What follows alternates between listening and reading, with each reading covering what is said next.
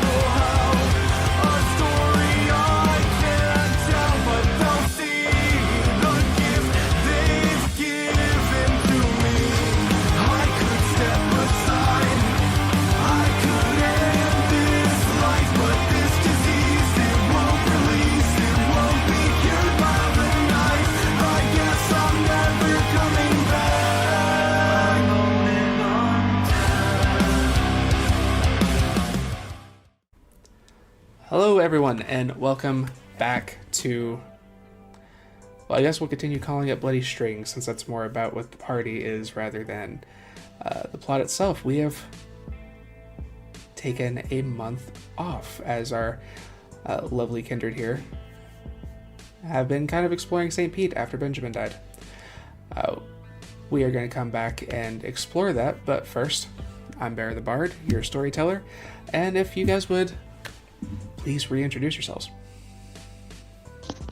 Hello, I am Noree, and I am playing Bellatrix the Malkavian. And I'm Kyrie, and I'm playing Grei Novak, Toreador with big ambitions. Hello, I'm Lekar, and I am playing Matthew Halden, the Toreador. Hi, I'm Truckexe, and I'm playing Nicholas, the maybe less angry Malkavian. Fantastic. So to begin, it has been a month since Benjamin Fanny, the Nosferatu serial killer, had been brought to justice. You have been, for the most part, exception of like little personal projects, tending to yourselves. However, you all have received a correspondence, a letter that tells you the Keeper of Elysium would like to meet you within your Coterie's domain on this evening. That is something to come back to later. For now, you have other things that you're working on. Things of a personal nature that aren't exactly tied to that, but important all the same. So we will go ahead and start with Bellatrix. What is Bellatrix doing in this evening to prepare for the night to come? Tonight, Bellatrix will be gathering her ghoul, Ophelia, and her very close friend and bit of obsession, Lola, together. And they will be performing a ritual to search for another piece of Bella. She's lost pieces of her mind she's trying to find.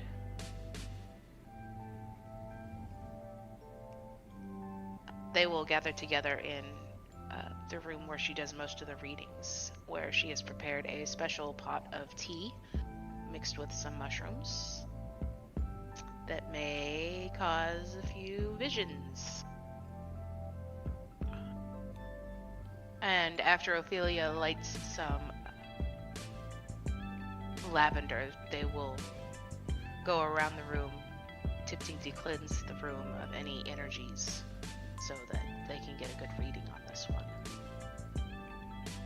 She will allow Ophelia and Lola to drink the tea and then bring forth a dagger and a silver bowl, where she will have each of them add their blood, a point each, that she will drink.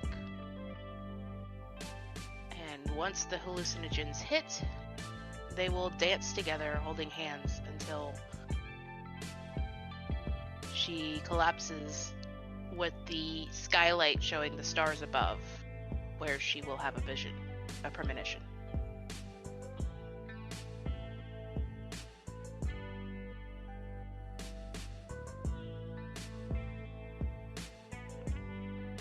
Okay.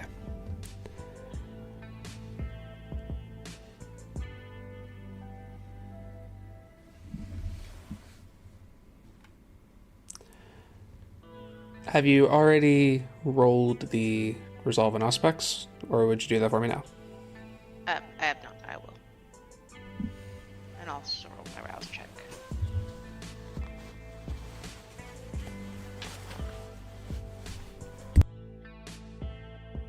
My hunger increased.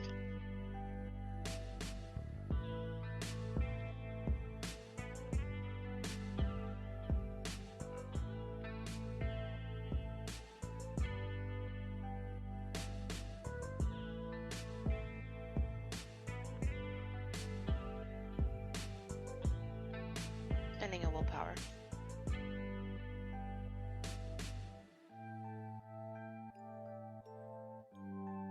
Four successes.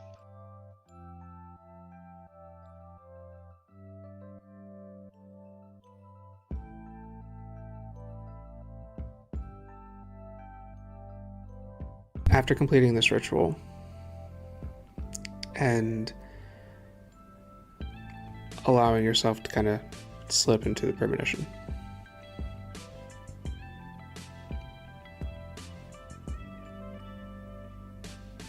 you kind of see in this dark space a bit of a series of floating glass, just kind of twirling and rotating in this empty vacuum, occasionally bumping into one another, and the one that you seem to be following as it passes through this field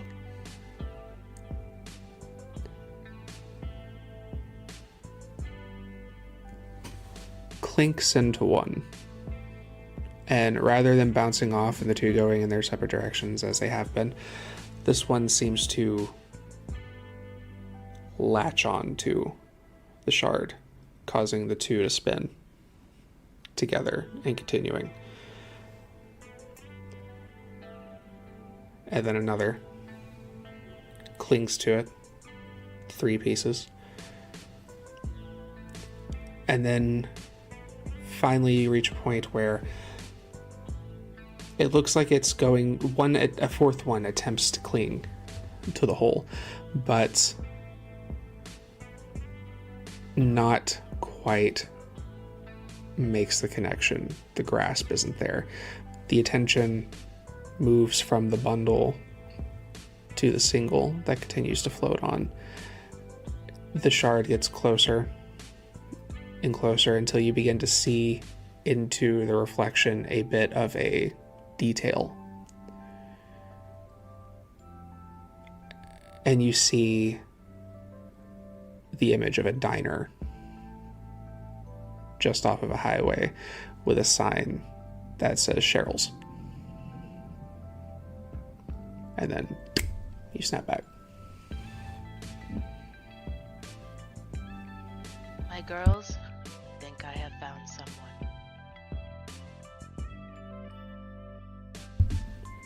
What did you find? A diner of all places, but I think one of us is there. That's exciting. When are you going to go meet them? Soon. Need to scout it out a bit first. Get some information. Okay. Do you need anything from us? Just your companionship. Always. And then I'll spend the night with them. Okay.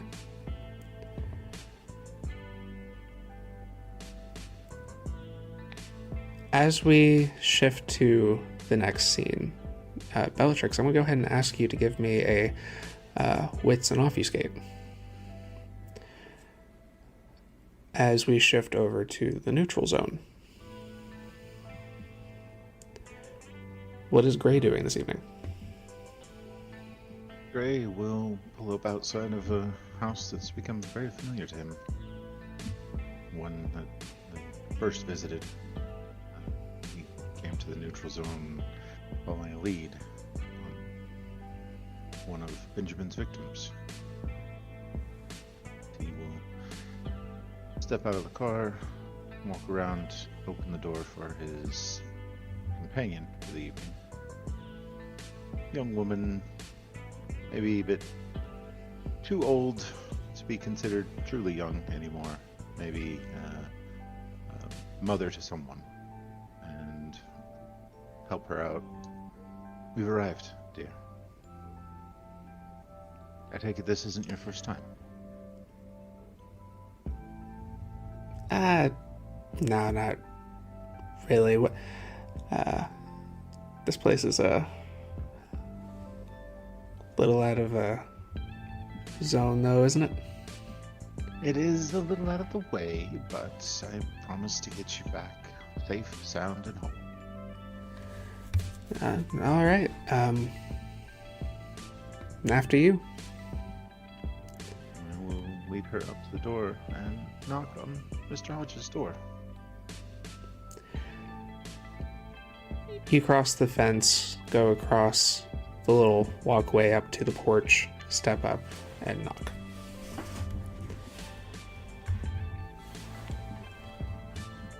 After a few moments, there is silence, but then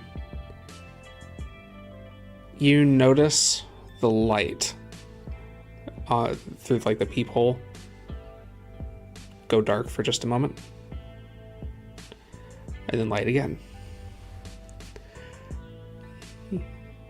You hear the doorknob turn, and it opens, and you see Hodges.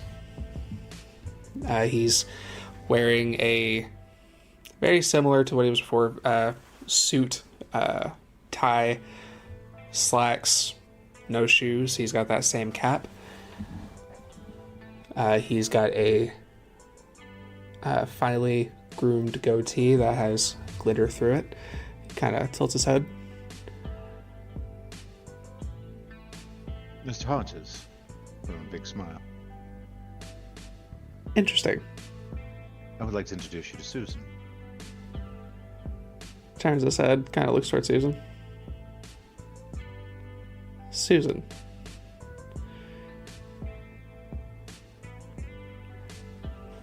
Where are my manners, please?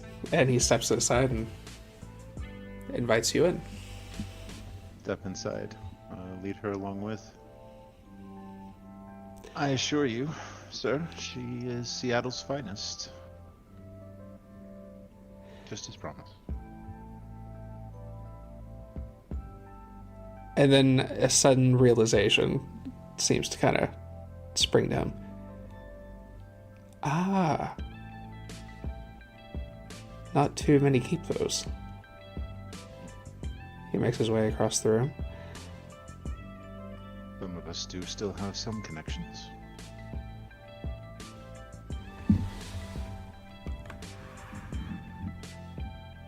Grei, was it? Yes, sir. Please, have a seat. What brings you to my home? Other than the very thoughtful gift. Well, of course. Just as I promised. But also, I wanted to talk a bit. If you didn't mind. I don't want to get in the way of your repast. We can wait until after. Sure. Would you... I do need to take her home, though. Of course. Certainly. Would you care for a drink? Absolutely.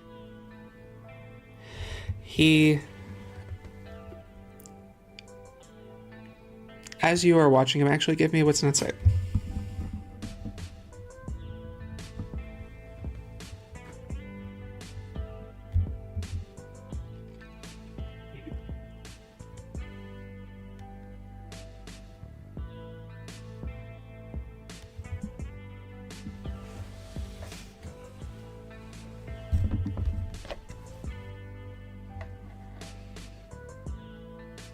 One success.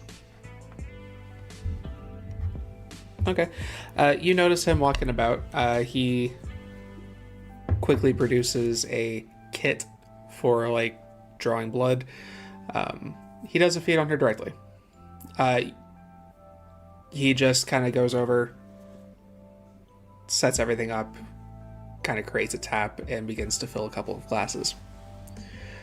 Like wine glasses, and then hands one to you, and then moves over to the other side of the room. Before he does, he kind of looks over, makes eye contact with her. Take a nap.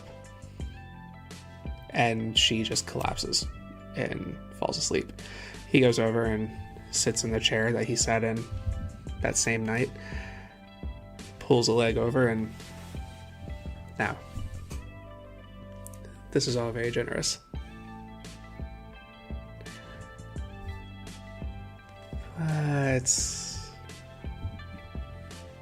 We're not the most generous of people.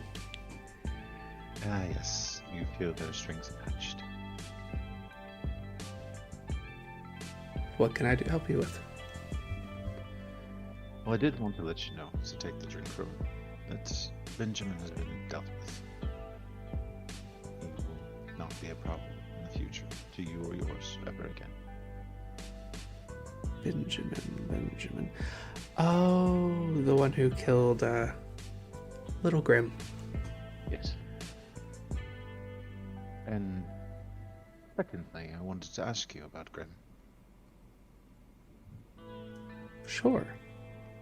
We do know that he was up to more than, well, just getting himself killed. I should hope so. It'd be pretty boring if he didn't. He was spying, sir. I do believe you were his handler.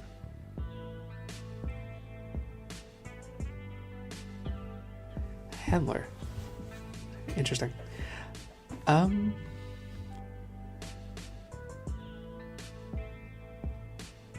No one needs to know about this other than you and me and some of my Coterie members. Your secret can remain secret. I, in fact, would prefer that it does. Well, what you do with the information is up to you. I'm not too concerned about a few people who think they're better than the rest. Well, you see, I'm new here. And connections are few and far between. Someone who has eyes, exceedingly useful. Someone who has eyes that report to him is even more useful. These type of arrangements, I'll gesture to Susan, it can make them a regular thing. If you would be willing to share what you know, what you learn. You wish to enter an arrangement with me? I do.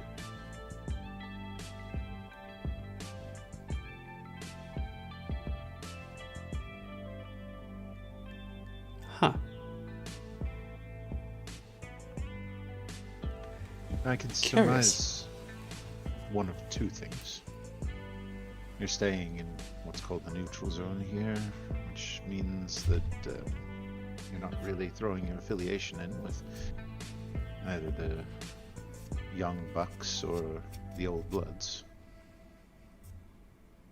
So that either means you have your own group, or you are strong enough to be one of those that stand on their own. Either way, I think all of us still need to feed.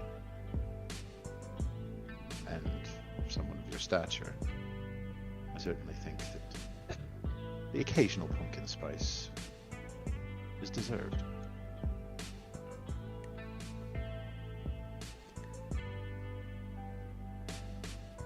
Fair. Yes. Grim was giving me information.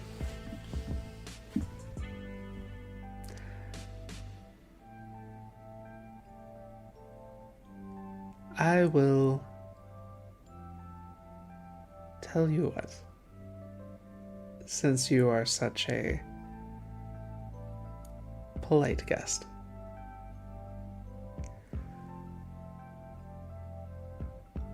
in exchange for relevant information,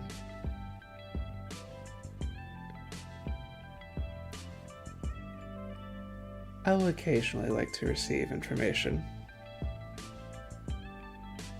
from your side, since you very much firsthand understand I have lost mine informant. I think we could work out an exchange. Excellent. Now that the messy business of business is over, I'm curious, how did you come to be here? I'm from... well...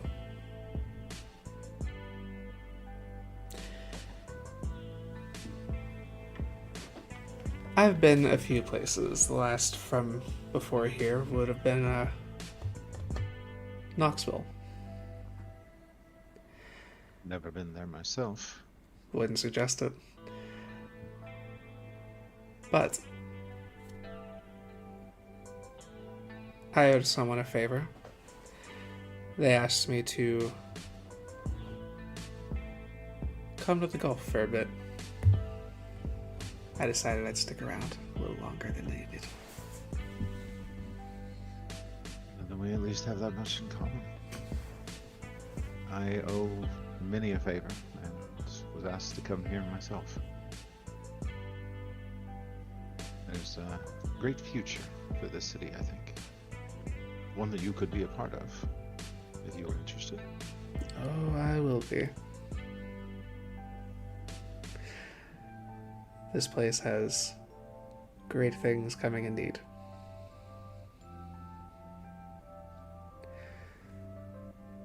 How do you feel about Michael? The cult? No, the individual. This is his bloodline city, after all.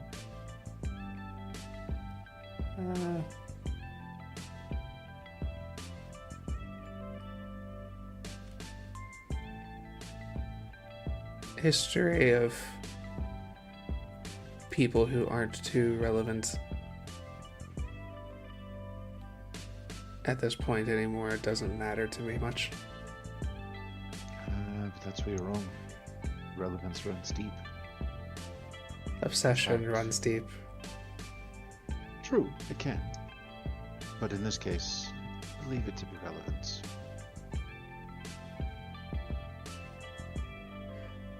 Whatever gets you out of the coffin in the night. Fair enough. I raise my glass to it. He finishes his drink and sets it down. I think I will look forward to these conversations. I'm afraid. Sorry. I look forward to visiting. Please do. I'm afraid, have some prior engagements. Of course. Shall we make this a monthly thing? At your leisure. Excellent. Move over and collect Susan. I believe these instruments are yours. He takes everything back. Enjoy the remainder of the evening. He goes to the door, opens it, offers for it to you. May the night keep you, Mr. Halshes. We'll help her back to the car and return her back to the handlers that I got her from. You pull out of... You pull off from the road and drive away. Bellatrix. Do you hang around anymore, or do you move on as you are hiding in the tree across the street?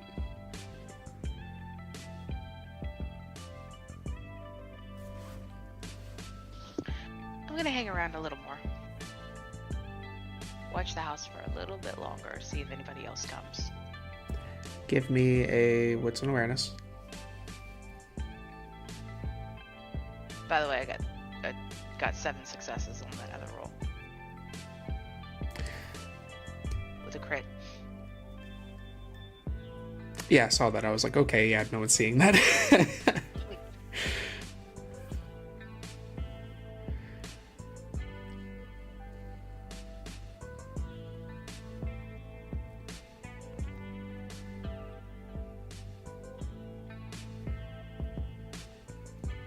3 successes. Shortly after you see Grei and Susan pull off, maybe 15-20 minutes pass, and you see a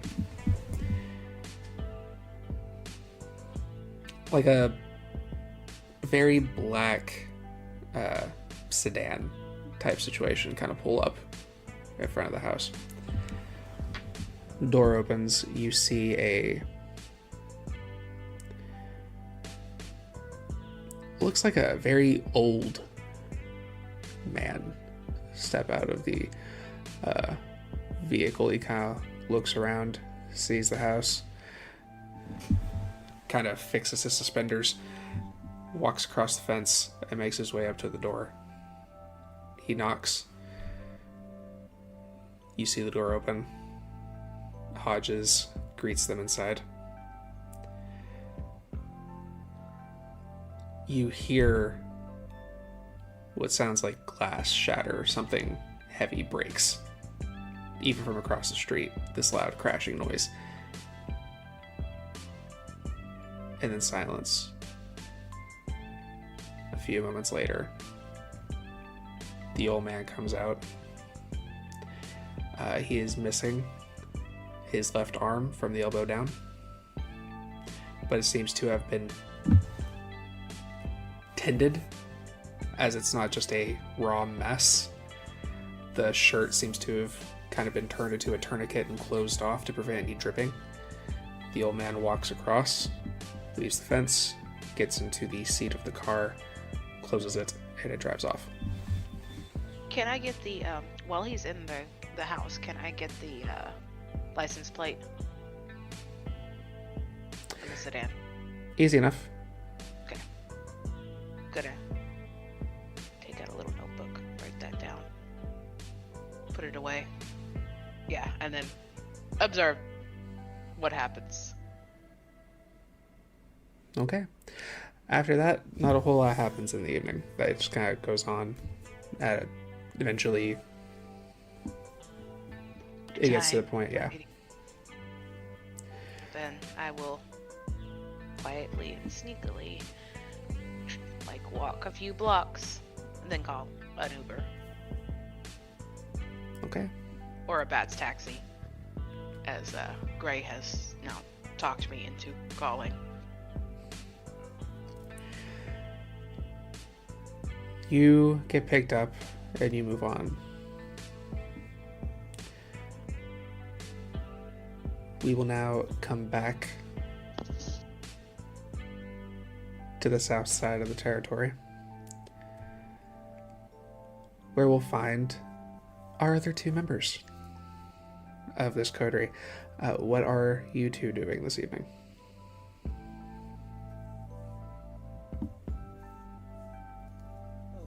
It depends on how Matt wanted to contact our meet Nick.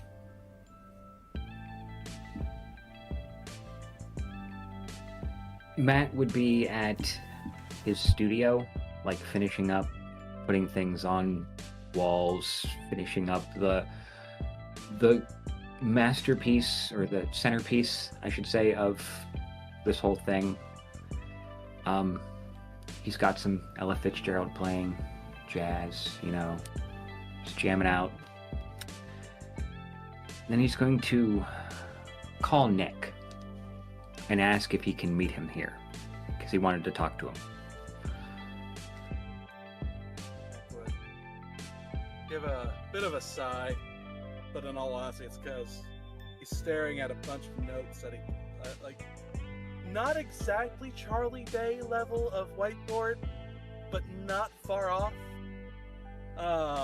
As he's just looking at, it's a silent thing because he's been talking to Alex, and then the call, it's like, you know what? I need a break. Sure thing, Matt. And you will have Alex take him over to Matt's studio. And upon getting there, does he see anything in specific? When you walk in, you'll notice kind of two different sets of paintings. One is a little more vibrant and lively, and then the other ones start to get not quite like horrific, more like gothic a little. They're definitely darker. It's definitely, you can tell where the transition changed for when he painted when he was alive versus now. As soon as you walk in the door, you will see the large painting, a woman with pink hair, and two men inside a broken mirror, one holding a cigarette, the other having angel wings, and a large red rose next to them. As soon as, he lets you in, he closes the door. Thanks for coming. It's coming together. I like it. It's good. Wow. No, you're on point there. This is amazing, honestly. This is, give me a minute. This thing, I haven't had this one on in a while. I get it. Painting that reminded me of Boston kind of stuck with me a little bit. Had to put it away. I had a question. I figured I'd ask you. I wanted to... One, I know I didn't want Grei to be around to kind of egg you on. And I know, I get it. We all have our things. And it's kind of good that you brought Alex. Because I wanted to ask about him. Nick would turn to Alex and just raise an eyebrow before turning back. How did you get him like that? Like what? He's...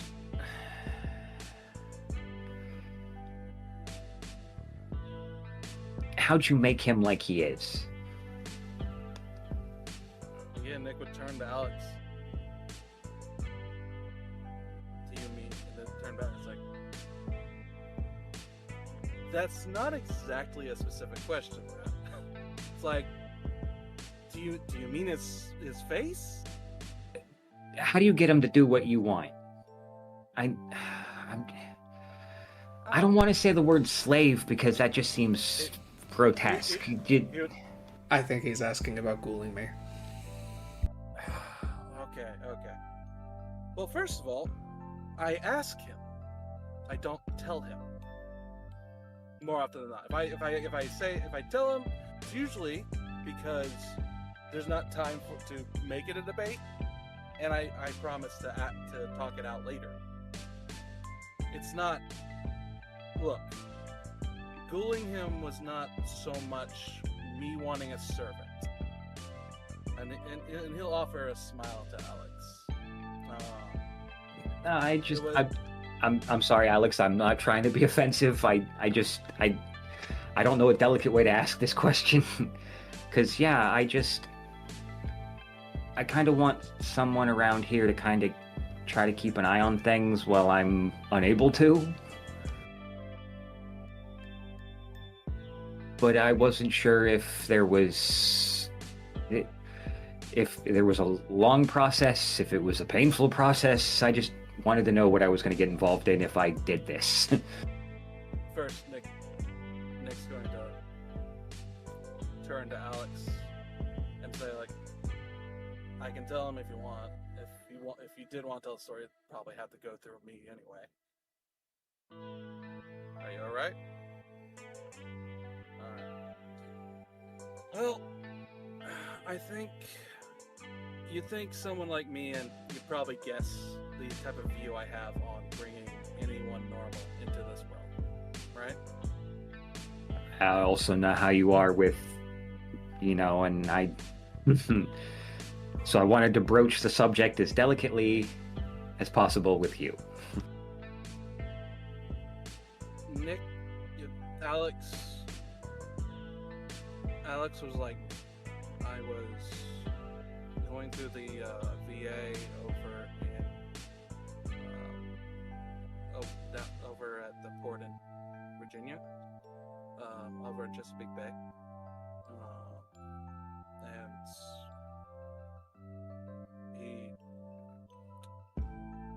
his kind life had left him. It had left him behind. It had thrown him to the side and given up on him. And I saw a friend. I was there to feed, and somehow I got to talking to him. A couple more nights of talking to him. I went out of my way to brush up my ASL so I could talk to him. And then and he'd really look at Alex again. Slightly sad smile. I didn't want to give up on the one friend I've made since I've been embraced. So I told him everything. And I told him the truth, knowing that I'd have to kill him if he said no. But he was already willing to die.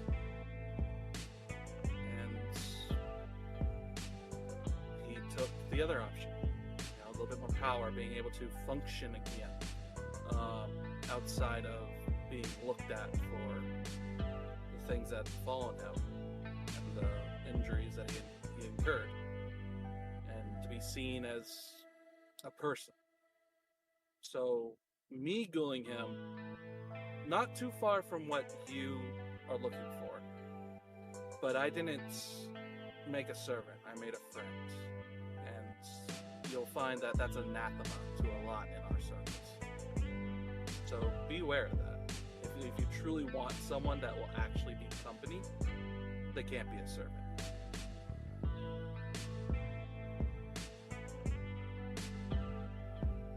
And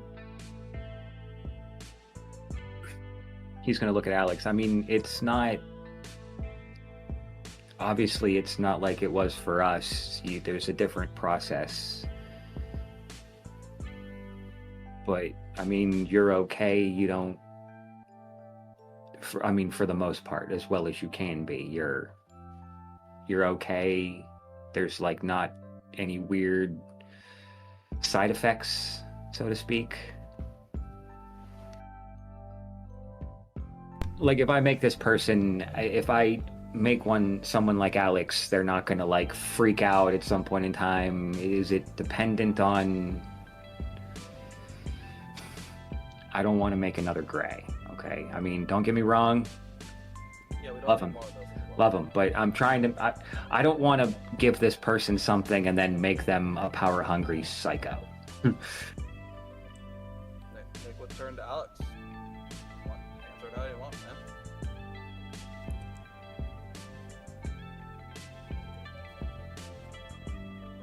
He begins signing. I don't have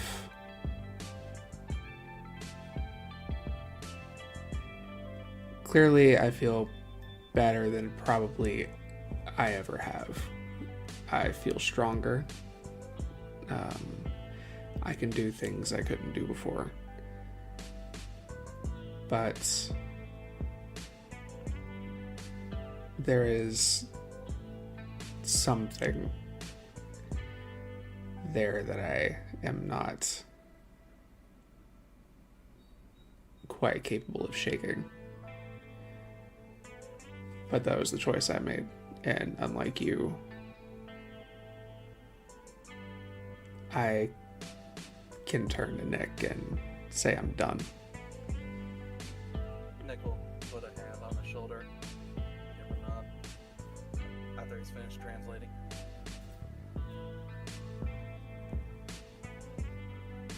Like, I think, Matt, it's just that. You know, like, I do not approve of dueling, except in extremes. I just don't. This world is not meant for innocent souls to come in. But that's my view on it. And I can't exactly criticize anyone for having a goal when I have one, no matter what my justification is. Because I can be a hypocrite about some things, I will not be a hypocrite about that.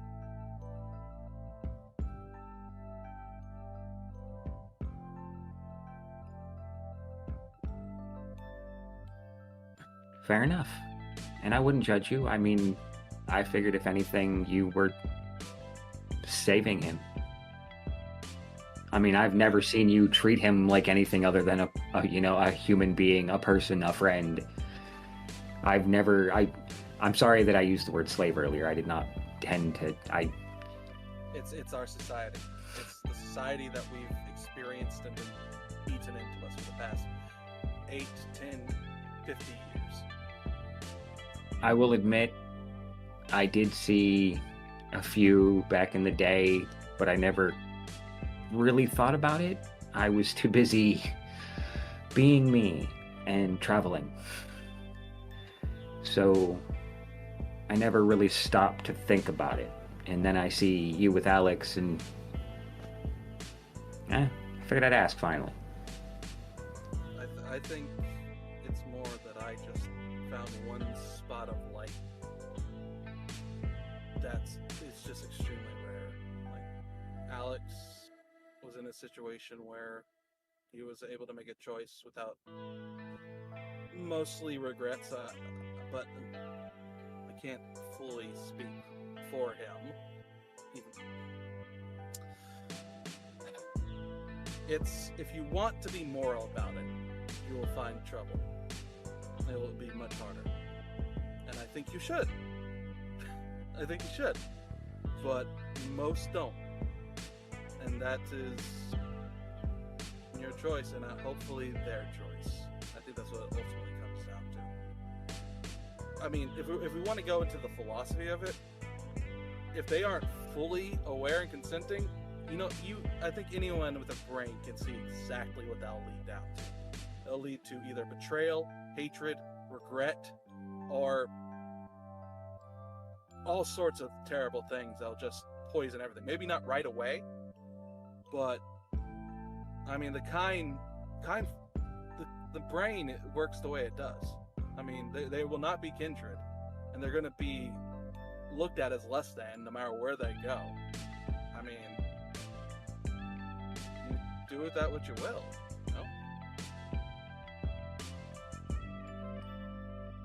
Fair enough.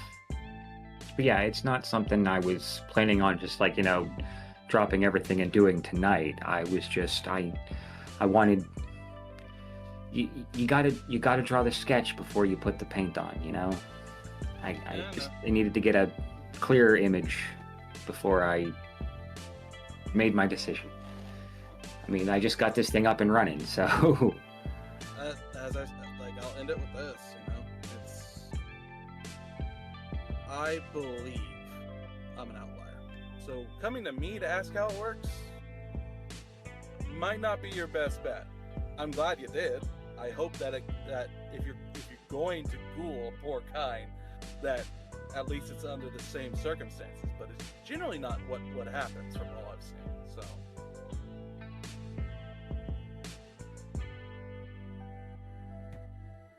It's one of those. I could have very easily, gone to someone like Grei or Bella, and, they would have their own opinions, but you would be the harshest critic. And if you can get through a civil conversation with your harshest critic, everything else after that is a breeze. Well, I mean, to be fair, Matt, you are probably the easiest to talk to out of everyone I know. I mean, don't get me wrong, Bella annoys me sometimes, but I still have some sense of, whatever. But, great.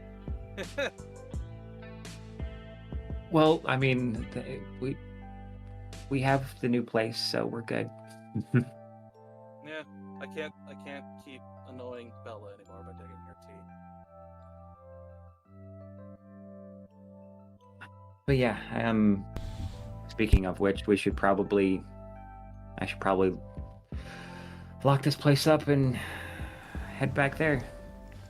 Oh, you know what? I'll wait till we meet up with the group. Okay. With that, you guys leave the studio, and we'll go ahead and shift toward the new location, which is where again? Scent.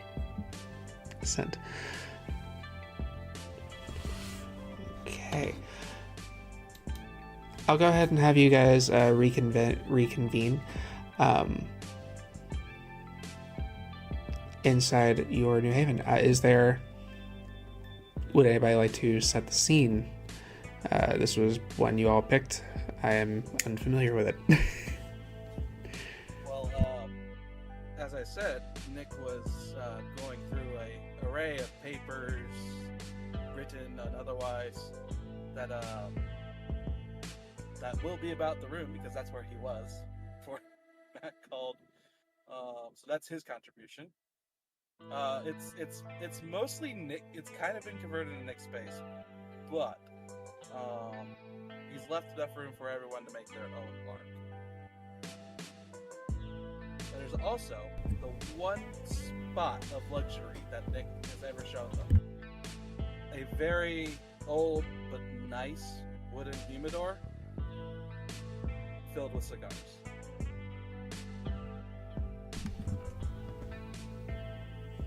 Okay. We will reconvene, all of you coming together at the new Coterie Haven. We'll say you guys are kind of in like a central kind of lounge area as you wait for Edwin's arrival.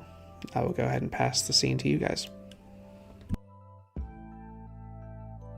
We'll say Matthew and Nicholas are the last to arrive.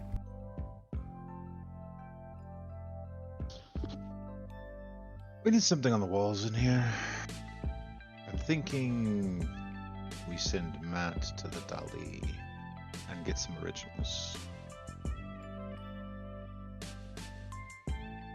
What do you think? Dali is nice. I mean, it would be a heist to end all heists, right? Right from under the prince's nose? Right from under Edwin's nose? It doesn't excite you? Nothing? Come on. I have my mind on other things. What other things are more important than what's happening right now? Lots. I'm here. She'll move up and pat Grei on the head. Yes, yes, you are. Seriously though, why are you so preoccupied? I have a lead on something it's important to me. Oh, a lead? That usually means it's something you've been looking for a while. It is. Actually, I have a lot of leads. It's been a very productive month. Though, a very interesting night. Oh? What were you doing at Mr. Hodges tonight? With that pretty lady. She looked a little old Hodges? for you. Yeah. That's right. I did promise him I was going to deliver a few things last time we talked. Wanted to make sure that everything was aesthetic after the whole Benjamin incident. You know, he had narrowed it down to either Charlie or Hodges. Yeah. I figured he should at least have some knowledge that the man out to kill him was no longer out to kill him. Suppose that's fair. But Susan's just a fling. Probably won't be seeing her around for a while. On again, off again, maybe. But like you said, she is a little old for me. Interesting. And a little, well, basic.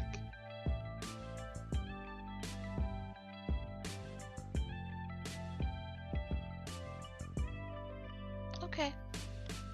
So what were you doing? Snooping? He's a spy. Or he had a spy, so I wanted to know what, or who he talks to. I don't think he was really a spy.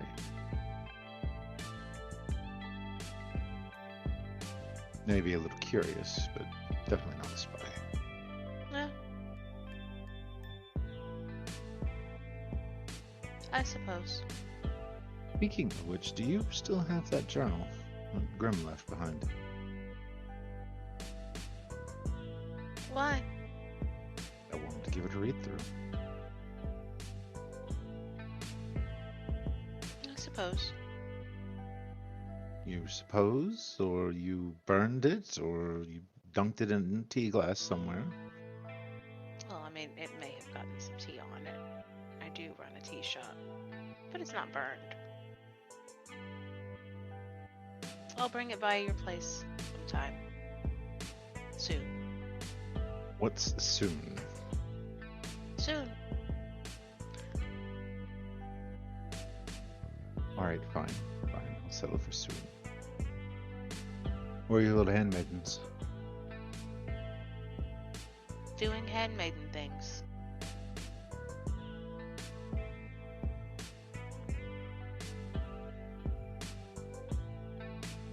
You're right, though. These walls are really boring.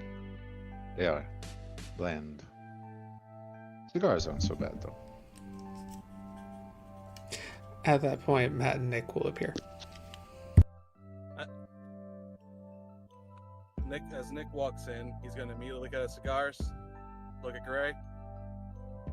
I haven't taken any of them yet. They smell nice. They're probably going to taste awful like everything else.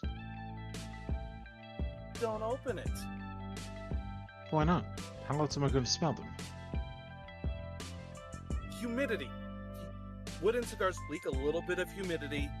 Wooden humidors leak a little bit of humidity every time you open them, which means that I have to keep them, like, focus on trying to make sure that they're properly maintained. Every time you open it, it loses a bit of that. So I You want one? shouldn't, and he will get up and move across towards the humidor. I shouldn't do this and move to open it up. If you want a cigar, Grei, I'll give you one. Please don't Oh, touch no. it. Just wanted to smell them. Close it back. They're in cellophane. There's nothing to smell. You sure? I'm pretty sure I could smell them through the cellophane. All I'm saying is, once I get something on these walls, there will be no smoking in here. Speaking of which, I was just talking about this. Do you think that you could pick up something from the Dali? You mean from the gift shop, right? Isn't it the whole thing a gift shop for you? Yes, the gift shop, right? Anyway, talking about cigars, someone who doesn't know jack shit, thinking they can smell shit through cellophane. My senses are a lot sharper than yours. It's not about Anyway, I was at Central, just south of here. Central Cigar. I've been looking into it and maybe expanding and actually having it as a business. Okay. You'll never guess who walked in. Our own Mr. Hodges. South of us, in territory. Picked up a little box from the owner. Well, he gets around then. Apparently. Good to know that he's not averse to making a visit. He walks over, closes the humidor, takes his little key and locks it. Yep.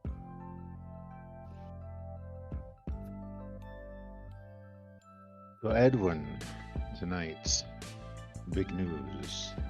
Last time this happened, it was life-threatening.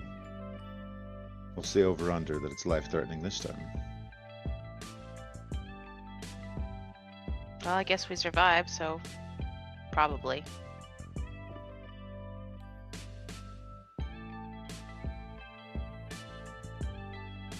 It's life-threatening.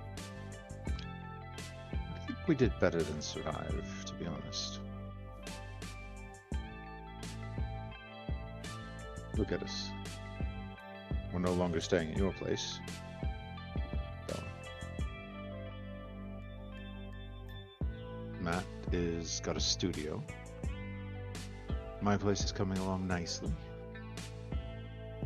Nick is talking about businesses and actually building something instead of, just hanging out with the dead and the dying.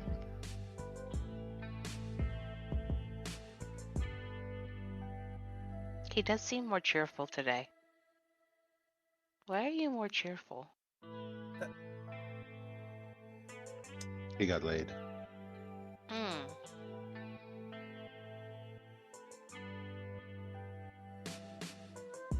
I hope it wasn't one of the dead or the dying. And, No, it was probably Alex.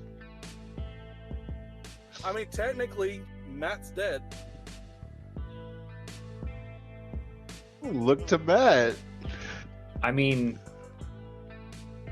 no, The- but Two of you? Really? no, but I mean, there were times back in the day that I can't remember what I've done.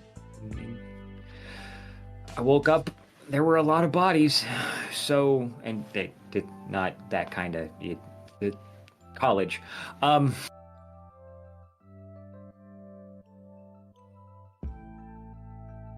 I tried, and Matt, I thought we were a thing, though. Oh, don't you worry, sweetheart. My heart only stops beating for you. We'll always have the police station. Exactly. I hope I'm not interrupting. No. please interrupt. Edwin steps into the room.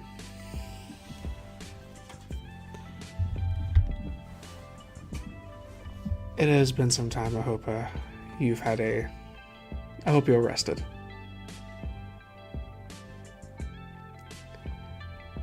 Yes, but is that what? That's an interesting way to start a conversation. And I hope you're not going to send us back out after another murderous individual. No. No serial killers, to my understanding. No. There has been a couple of developments that I've thought would be relevant to you. First is directly related to you. After the effort that you went through in order to put an end to the threat that was Benjamin, and how much you've helped the city, the prince and I had a discussion. In no small manner, you have saved me twice. So, on one hand, the prince felt it would not be great for the keeper to owe a boon in the severity of which I would owe you. However, I still owe a debt. So, I, Keeper of Elysium, will be making myself available to you as a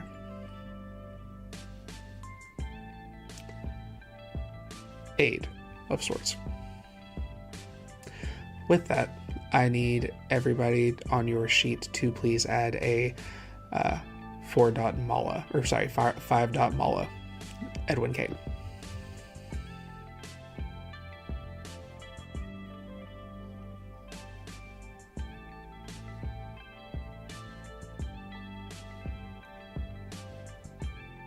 That was a CRK. C.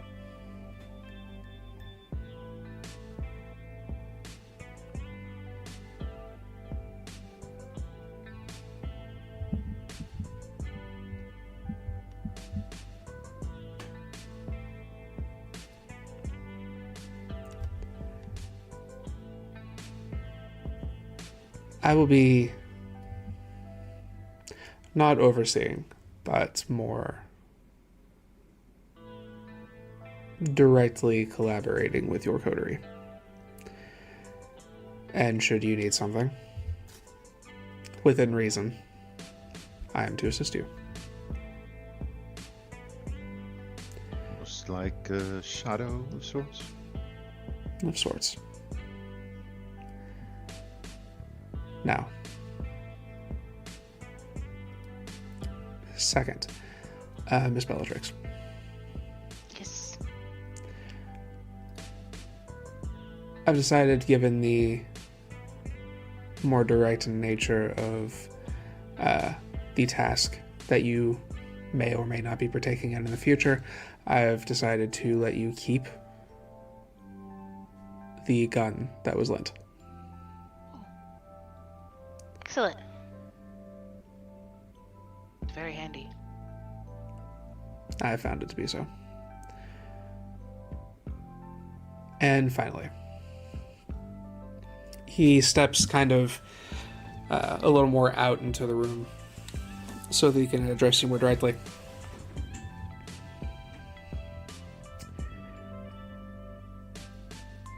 The prince does have a request. If you were up to it, this is not something that was specifically requested of you, but considering one in your group, I figured your talents were rather suited to it. And he turns toward Matthew.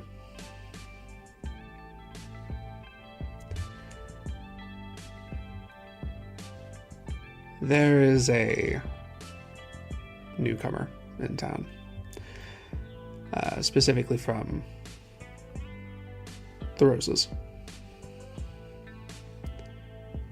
His name is Victor. We don't know much about him, but Victor is a renowned art dealer.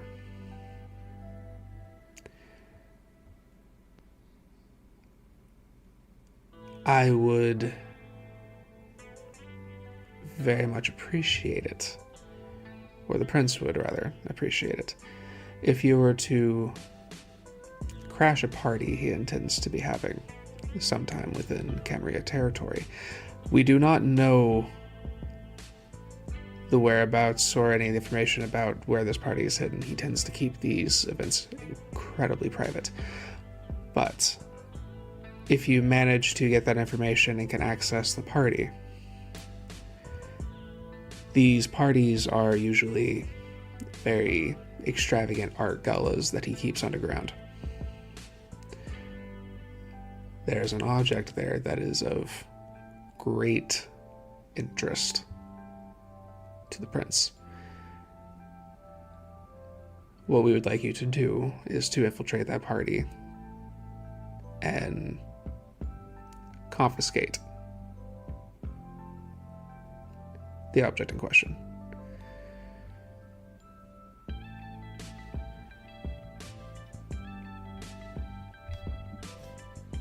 You are more than welcome to say no.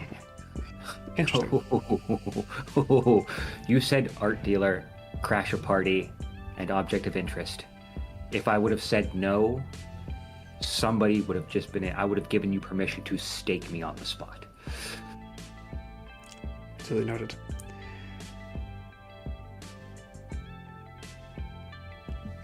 Again, unfortunately, I don't know much about the location where this party will happen. I don't really know much about Victor.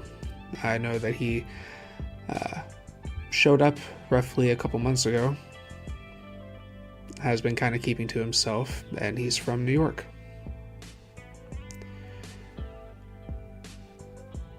Outside of that, I don't have much information, and Carmine hasn't really managed to collect much either. So how you will find or get to the party, I suppose that is going to be up to you. You're telling me that this Victor Adams, I believe, has the audacity to nub the prince. The audacity to what? Snub the prince. Hasn't snubbed the prince, he's just been very reserved. He came and made himself known. They had the meet. But didn't invite him to his party. Did not invite him to the party. Or anyone in his court. As far as I'm aware, there are no officials at the location. Do you have anything of his that he's touched or left behind? Personally, no. I could reach out to Carmine, but I'm uncertain.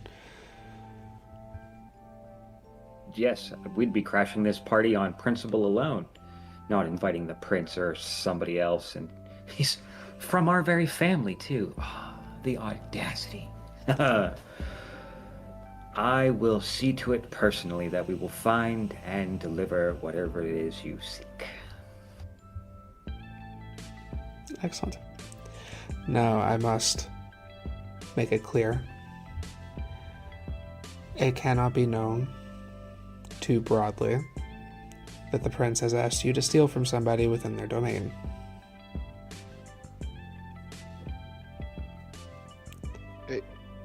We were asked to attend a party.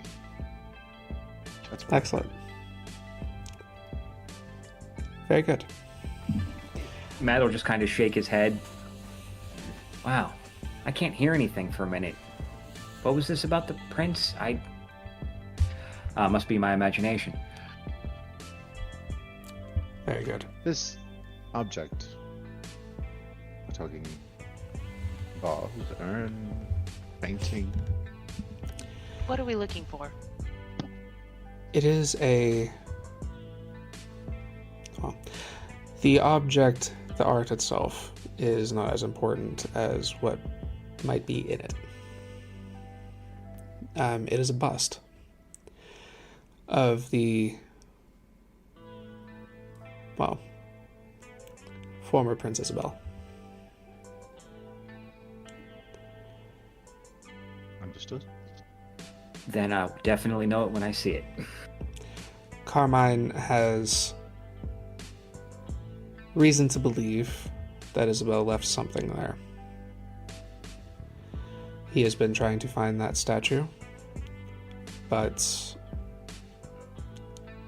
has not heard anything about it until somebody brought it to my attention a couple weeks ago, that this party was taking place and that this might be one of the showpieces. How Victor got a hold of this object, we're uncertain.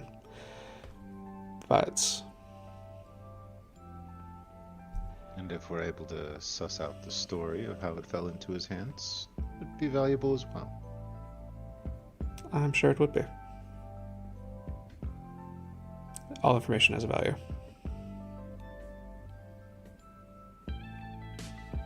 I hope it's not $1. Would it be $1? I mean, it depends on the information, right? What if it's a very boring story?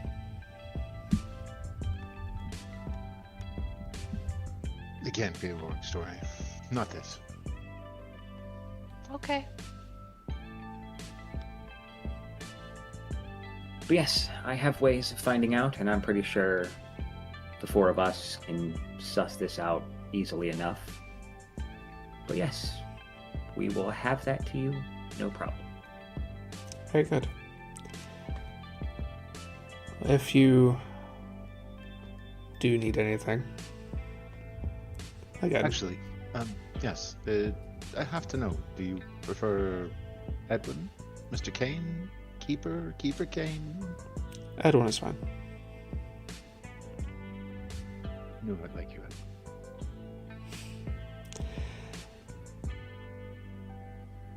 Should you need anything, I will be at Elysium.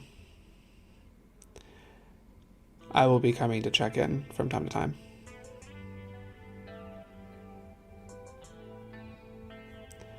Well, you're always welcome.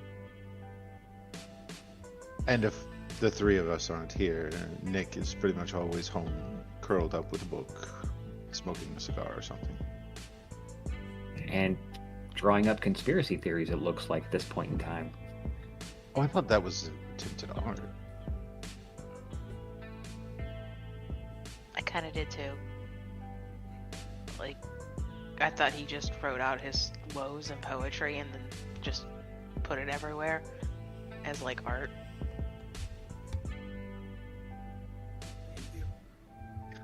Hate all of you. You were so much fun. Alright, well then. I feel like the definition of fun is wrong here. Good to see you, Edwin. Good to see you as well. Do you have anything else that you need or any questions before I go? Do you know of any of the contacts that he served, this Mr. Adams or this Victor's? Actually, what circles does he move in? Circles. Well, as I said, he's been relatively antisocial. If he shows up to any events like in Elysium or such, he just tends to disregard it and go about his business. So if he does show up, it's almost nothing of a presence. He comes in. He tends to have... Well, actually, I do have a couple of instances where he came to Elysium. He always had a young kindred with them, usually a toreador. He kind of kept to them pretty close. His clothes were always rather simple compared to the one he was with. He kind of stayed behind them, didn't interact with anyone too much, and he seemed to very heavily watch the child he was with. And then after a while, he would speak to them for a moment and they'd leave.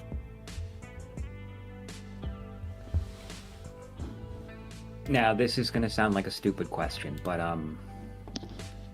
are there any areas that aren't directly, like if you walk there, you know the prince is involved? Like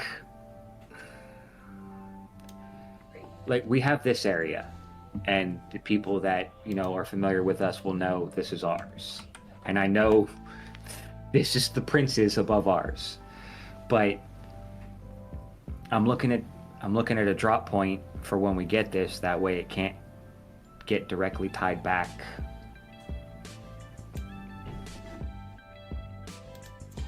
I'm afraid I'm not following your inquiry. Basically, Matt doesn't want to leave behind. If we drop this off somewhere, I want to make sure that we know for certain I'm not going to be dropping it off somewhere that the prince would get directly involved, like tied to it. Do you know what a dead drop is, Mr. Kane? Yes, thank you, dead drop. I am certainly aware. Yes.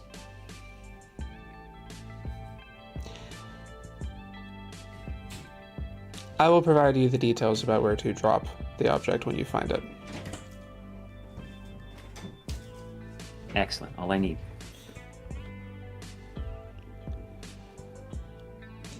Okay then. If you will excuse me then, if you have no further questions, I will return to Elysium. Again, if you need anything, you know where to find me, and I will check on with you soon. He nods his head, and he turns and leaves. With that, we're going to take a quick break. We'll be back in about 10-ish minutes. Thank everyone for sticking around so far. We will see you soon.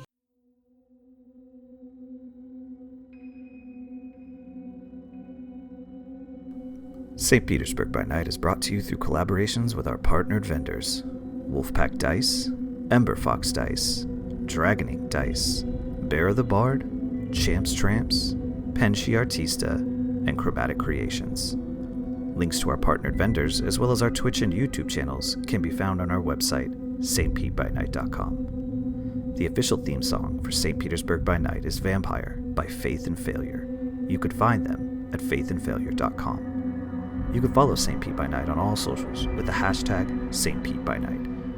If you wish to support our program, you could do so at coffee.com/St. Pete by Night to help keep the stories rolling.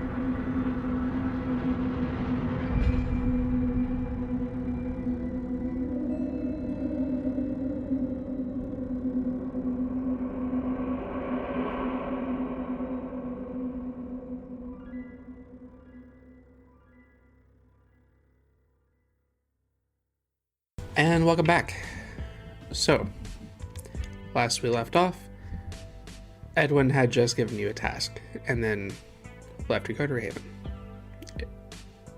Left you with the task of breaking into a Toreador's party and stealing a statue of the former prince.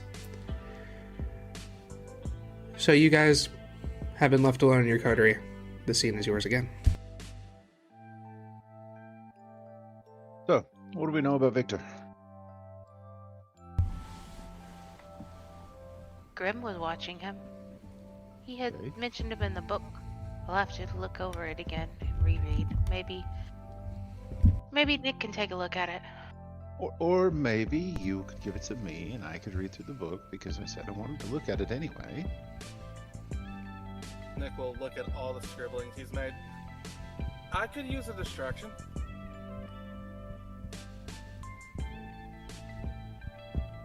All right, and I have a plan. As soon as we figured out where this guy is. All right.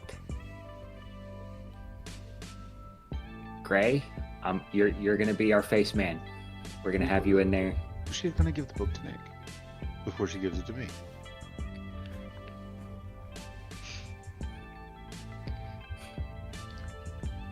Matt, you need to do something about this.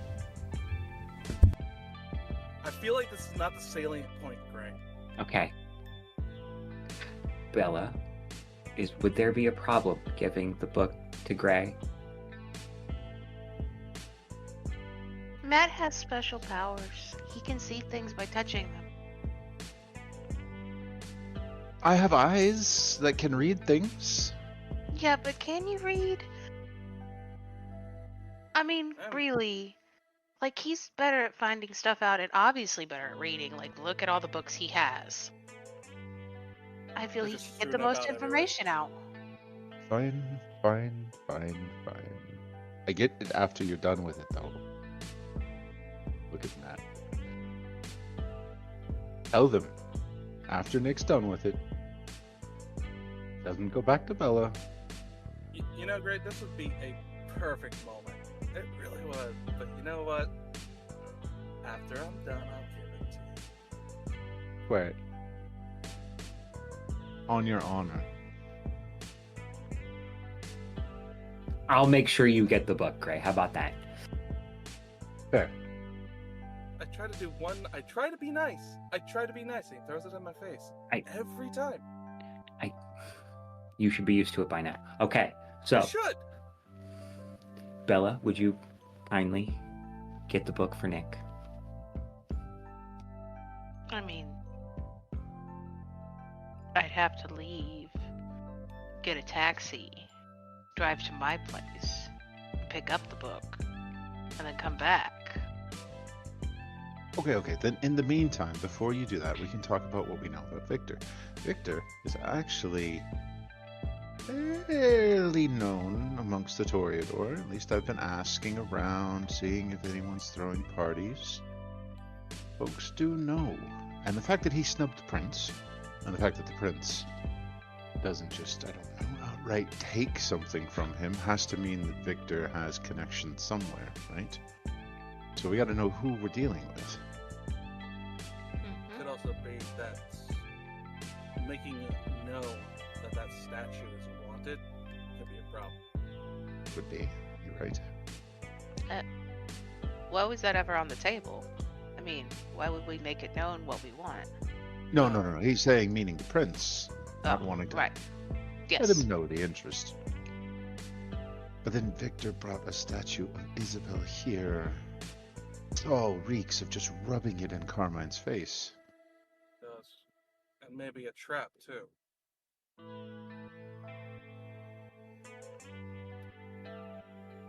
Do you think Victor knows that there's something inside the bust?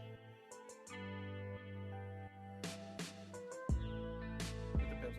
We probably have to meet the man, see what his personality is, to understand. Could be a fop like any socialite Toreador. No offense, Matt. I'm offended. Do I have to go into the reason why that doesn't count? The fact that there's a bust of the former prince in this person's possession, there's a reason. It's not coincidence. If it was some random prince from another country, okay.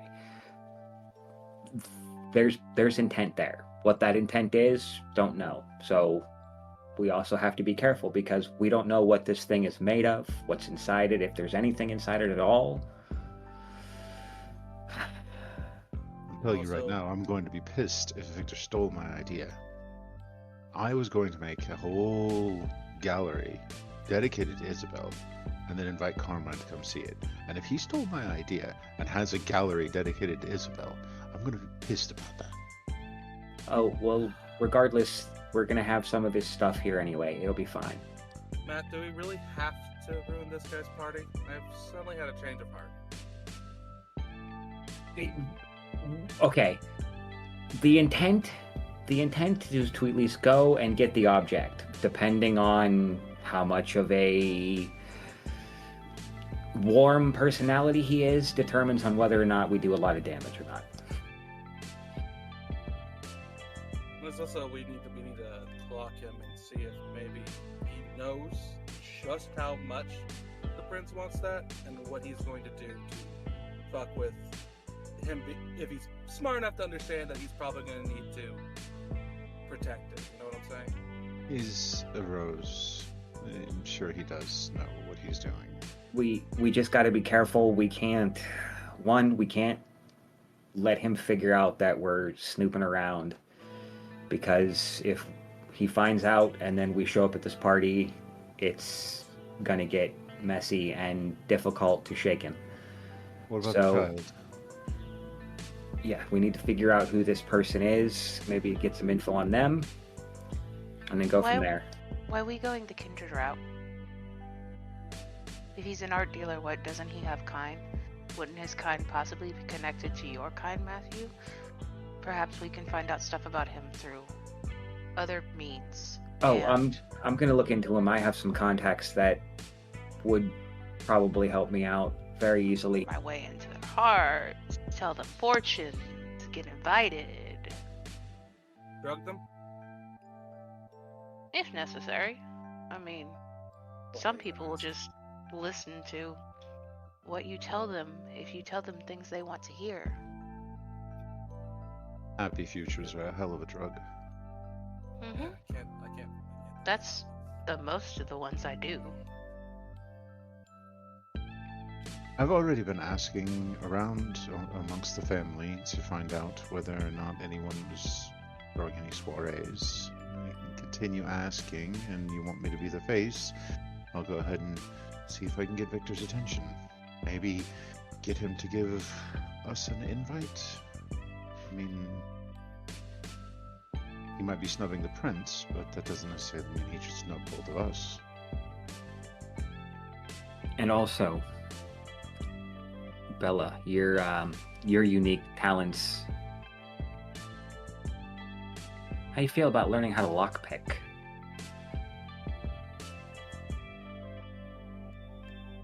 I like that idea. Good. Then maybe someday you can tell me how exactly you do what you do, because I would love to be able to do that. Beara, do I know how he could learn how to hide?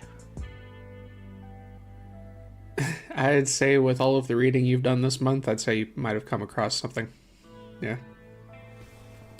I know how. It's really easy. Well, skill trade. How about that? Okay. Because between your ability to hide and my ability to get into damn near anything, I think you will be dangerous if you weren't already. And Nick, you're going to have a very important job. A very important job at this party, and I think you'll like it. I'm going to need you to be an asshole at some point in time and cause a distraction. Count me in. See? I told you you'd like it. Oh yeah. If you do need help with that, we could always just dredge up the past and have it out there at the party. I was thinking about this. We're gonna need a way to communicate with each other as best as we can. So, like, earpieces, something. If we could figure out a way to get our hands on a set of those.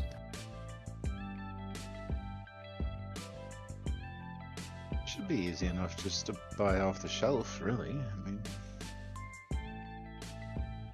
money's Definitely money, want- right? Well, we'll definitely want something, discreet. And depending on what the bust is made of, we're talking 100. Provided it's not made out of marble. It's in honor of a Toreador prince. It's probably made. It's probably made out of marble. It's gonna be heavy. Oh, shit. Okay. You can always break it. No, we cannot. We cannot break it. That is right out. I agree with you. I agree with you, but it is an option. No, I'm saying it's not an option. That is right out. We're not breaking this. No, See? it's not happening. I see. All right. I'll come up with a shopping list.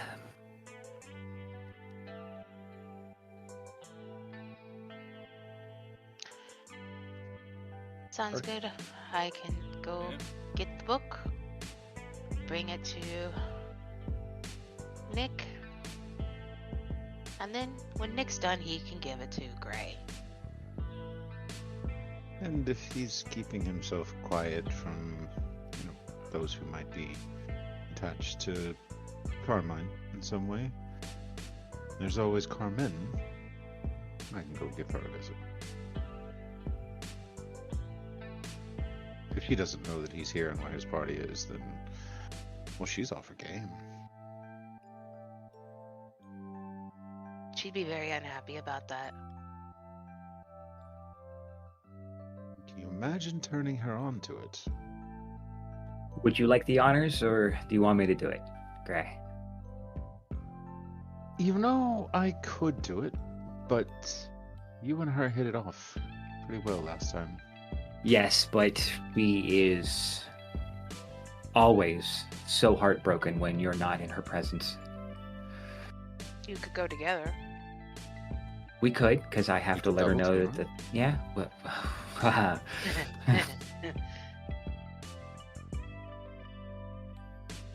Oh no, that's what you thought. Oh no, I totally didn't mean anything like that.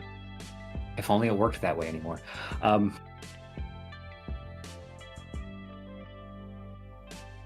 But yes, we'll go together, because I need to let her know that the studio's up. I promised I would let her know. I need to speak with her and Irina too about painting. Are you?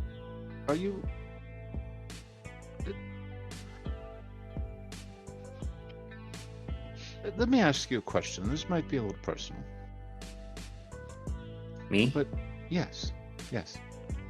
Matt, have you not lost your virginity as a vampire?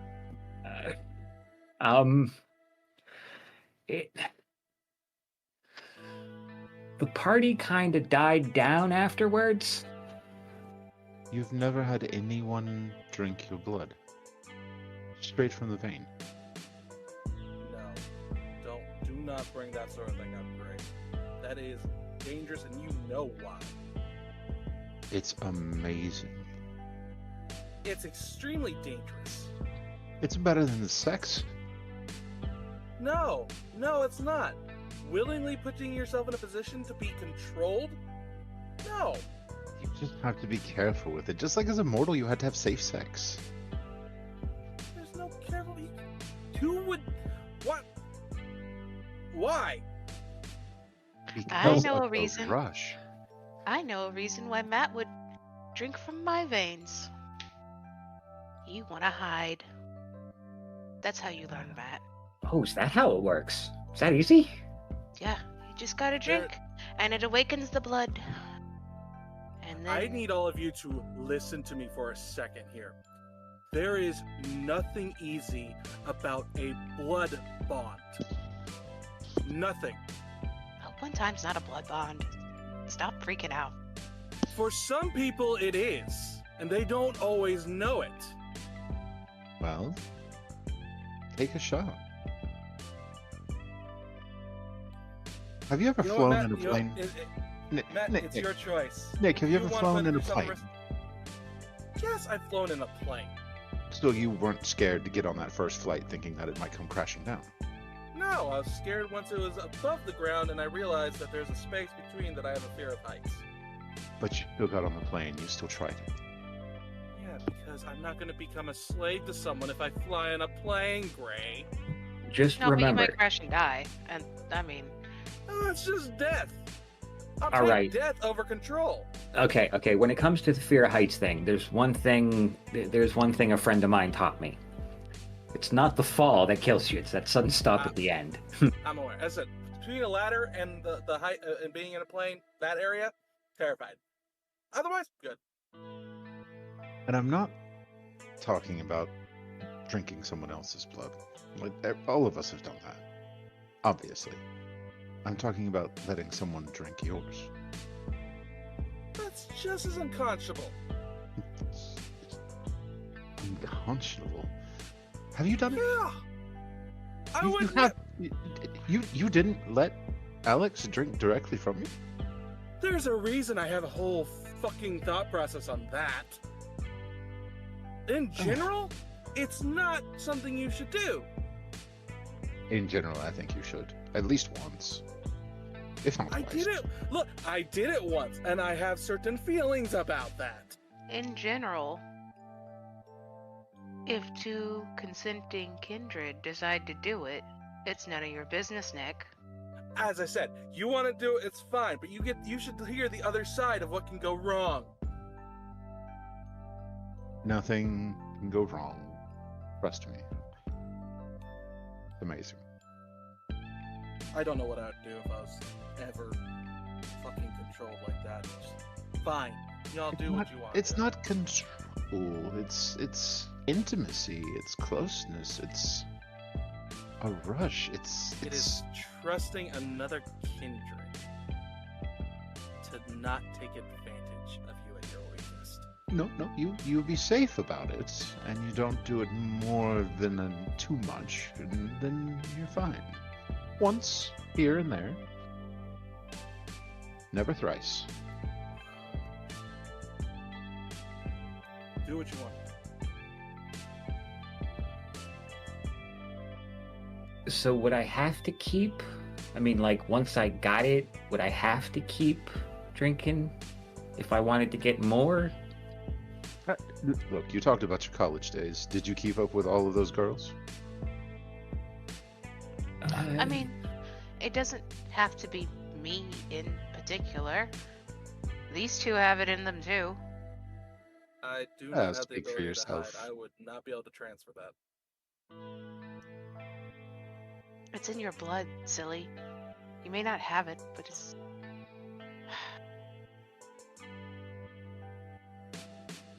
I want you to listen to everything I just said and ask why I'd be willing to do that. That's it definitely isn't going to come from Nick. Fair. It's nothing against you, Matt. You want to have that power, by all means. But I don't want to do that to you. Fair. We could make it a whole thing. We could candles, rose petals. Okay, Oops. foreplay. I'm okay with that.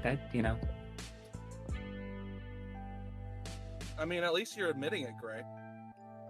Admitting what? That you have the ability to hide. No, I just want to let Matt drink my blood, period. Mm-hmm. You could too.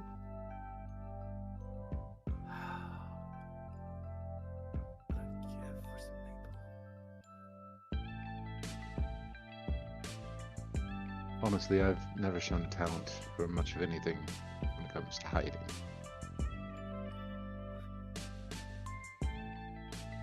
True. I'm being honest with you right now. No, I know, but whatever. All right, so about that list. Hide this face.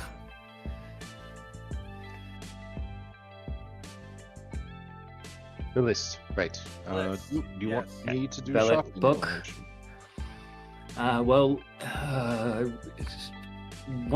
If we can get a fucking beat on this place and what to expect, make it easier. We're kind of Well, I going mean- blind on this. Let's see if we can get invited by Victor before the party. Yes. So let's start with trying to find him. Absolutely. And maybe doing some spying. I like to watch things. See, People. she likes to watch. Matt and I, and she could watch. And Nick will we'll record it on video for you for when you finally come around. No!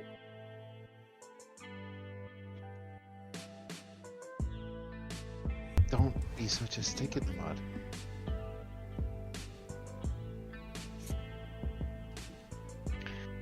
You know what you need right now? I think you need a cigar. So, And you just ruined any chance of me wanting one just now, Grei. where would we like to start?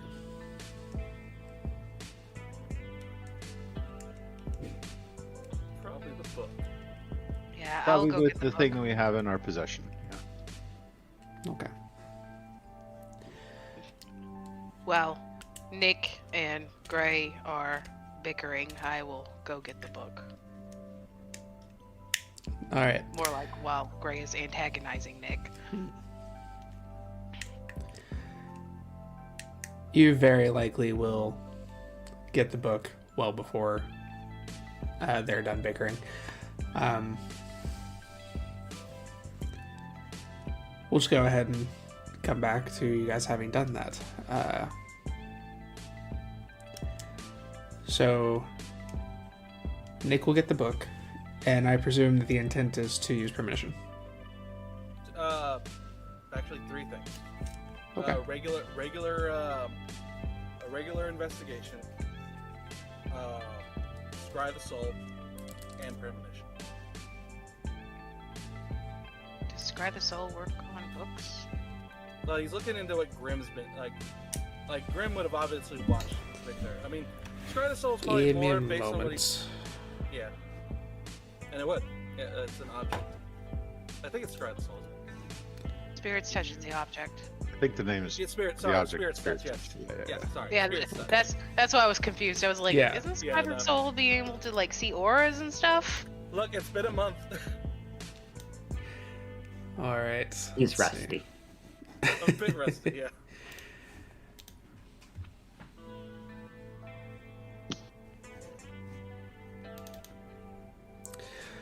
Okay, so Spirit's Touch, that's what lets you check out an Touch. object. Okay. Well, first go ahead and give me the Wits investigation. I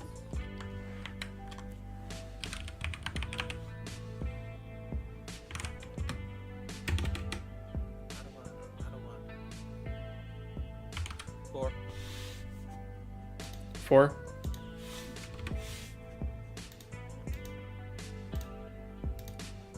Okay.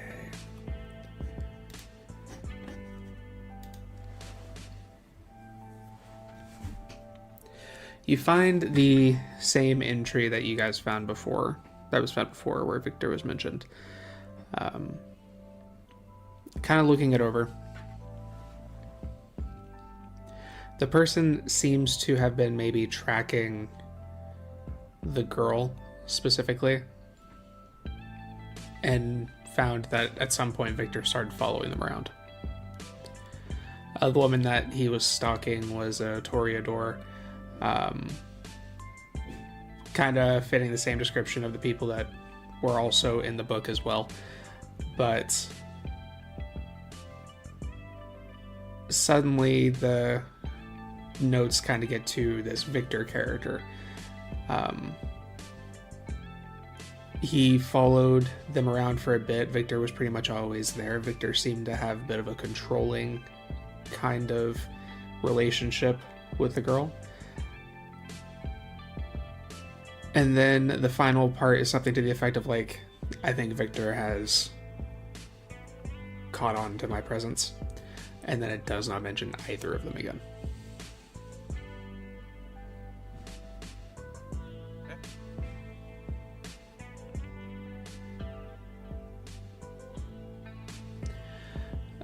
Spirit's Touch.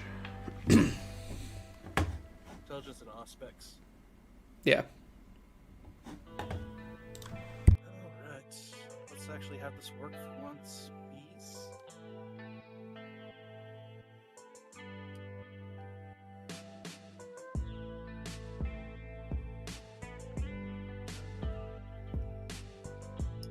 Four successes.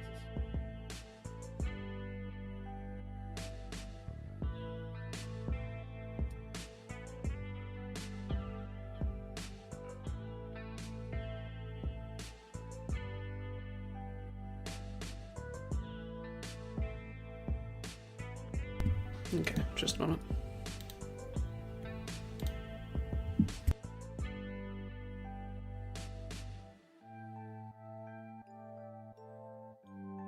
I forgot the rounds that we can bet as well.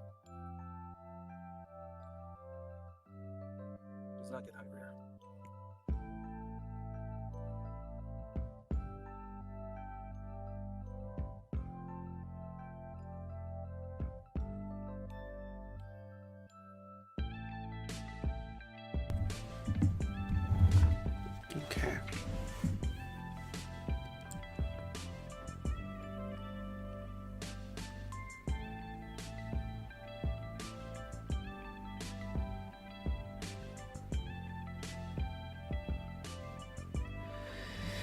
Okay, yeah.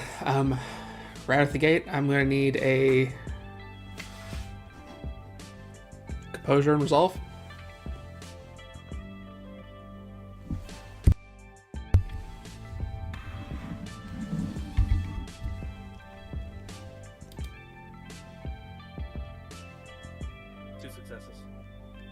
Actually, you know what? Let me spin the willpower real quick, if I may.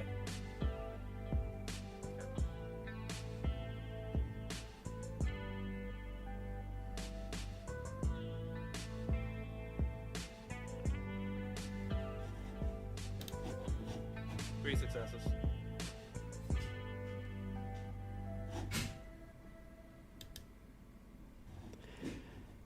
You manage to hang on to your fragile sanity for a moment. As you begin using this, you kind of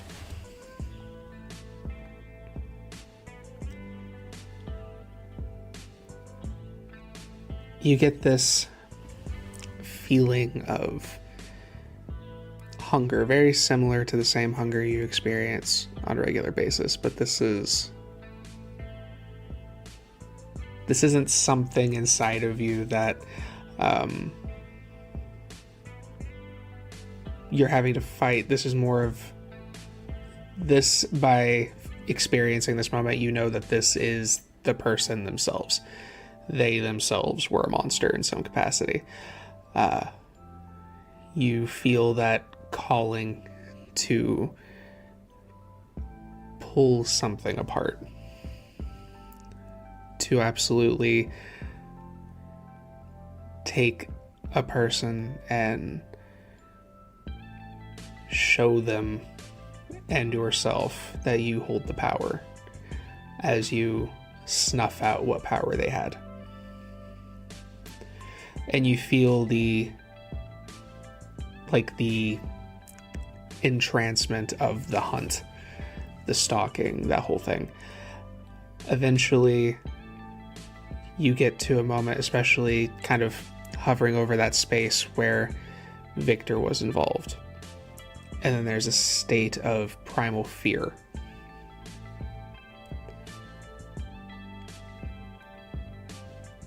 That very quickly fades away. You come back to that kind of hunting sensation, and then you feel that same sensation that you felt when you would connect with Benjamin, and then a sharp tinge of fear, and then nothing.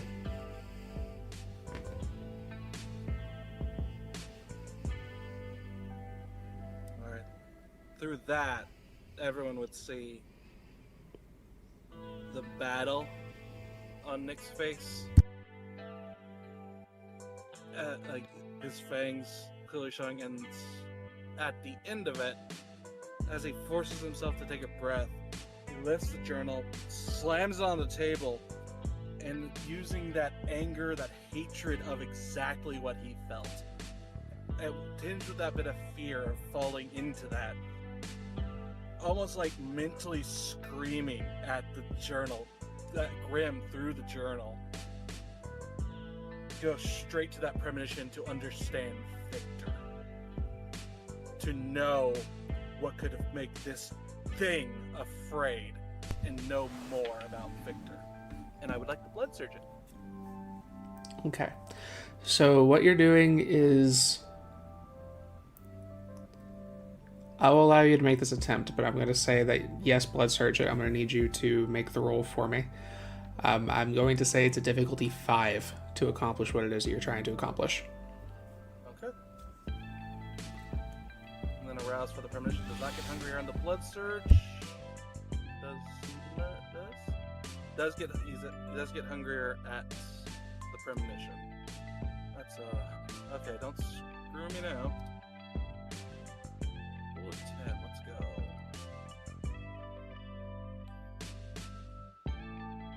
I meet it. 5. Okay. You know what? Actually, I'd like to make a character decision because of all the feelings and the direction of it. I'd still like to spend the willpower to try to get more. Sure. probably completely unnecessary, but, you know, this is who Nick is.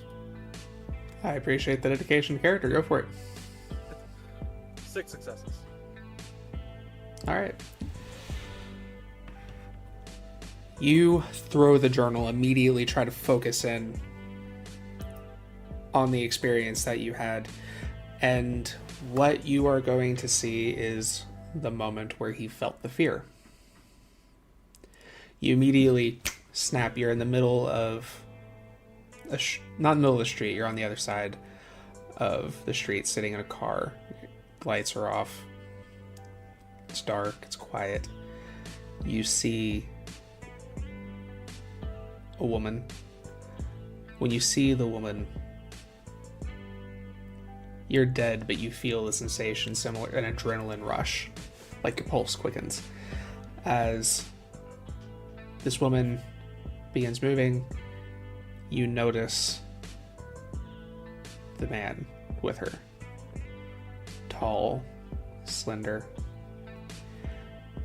simple clothing, but nice. He carries himself very confidently, but not in a showy way as much. His movements almost seem to be to accentuate hers. He follows closely behind her, occasionally whispering something to her. And then at a certain point, you feel frozen as he turns and looks at your car.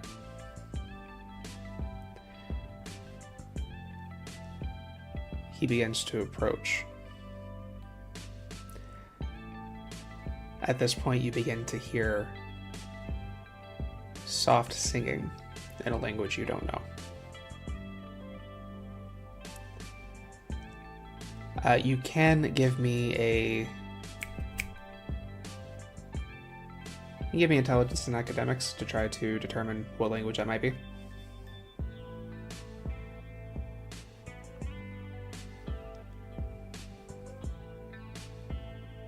Only 1 success. 1. Something European.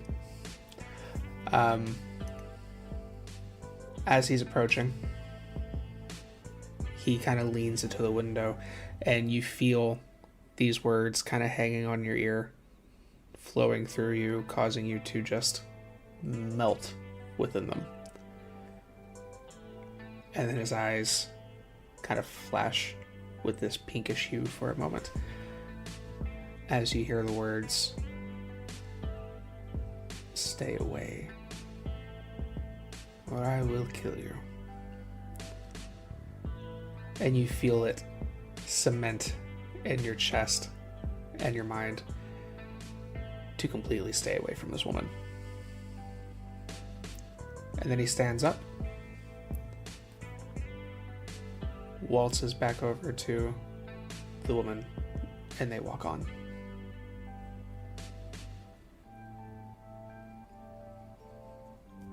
And then you snap back. While As he's Nick, caught in the premonition, I'm going to snatch the book up as he's damn near tried to destroy it instead of giving it to me after he was done. he was about to throw it at you. Close it and hold on to it.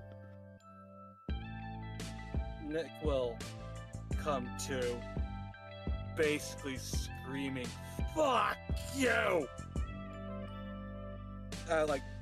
Fangs bared, fury on his face as he felt control, even though it wasn't his. He felt the feeling of the control taken. Felt the hunger. Everything he hates was in these couple moments. And he snarls and just starts to dry heave. In between the snarling, in between all that, just... You could have just said it was a bad book. I think he's gonna pop. He's taking very, very kind, heavy breaths. Fingers, claw-like, fangs bared. shakily takes a cigarette, looks for his lighter, and then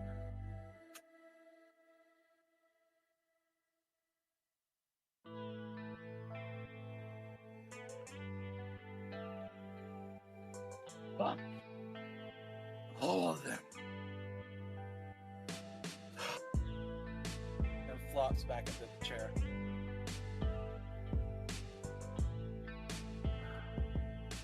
You know, they say that when you read, start flipping through the book, you get these images in your mind. I just didn't know they were so vivid for you. Like, it's incredible. Whatever, Grei. Like, there's no reaction other than that from Nick. Just can't even seem to muster up the energy to just give a fuck. Seriously, though, are you alright? I will be. You got it under control? I was in control the whole time. Just feel it. Grim. Okay. And he relays everything he saw. And ending with feeling the control stolen from Victor. On top of having to go through that monster's hunger. As he finishes relaying, just... Victor's dangerous.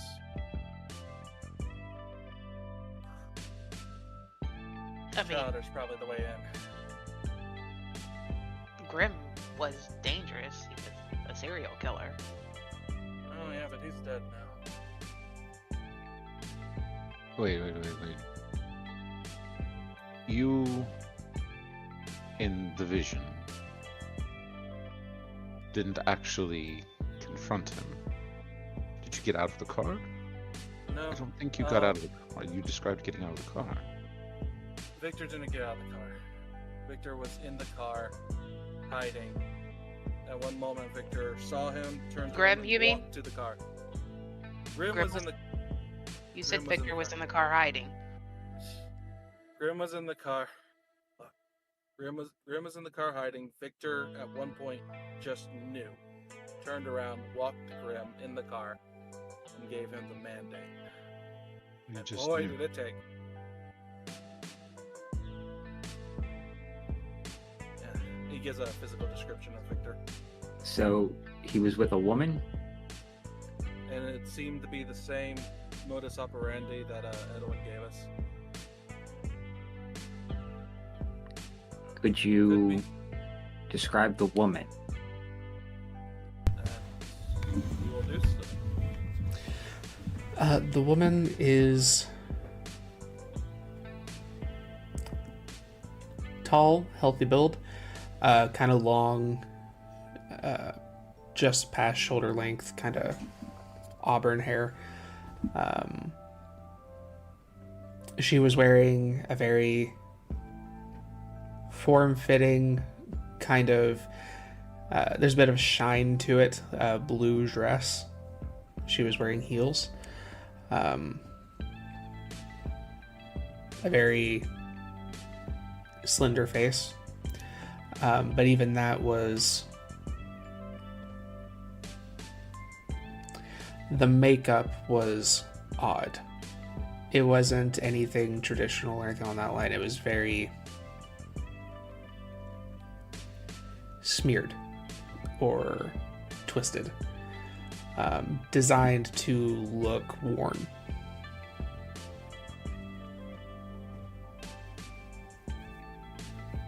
Also, the way he walked behind her, I get the sense that he presents himself through whoever he's bringing along. He walked as if to make her look better. Very possible that any kindred he takes an interest in is his art, his mind.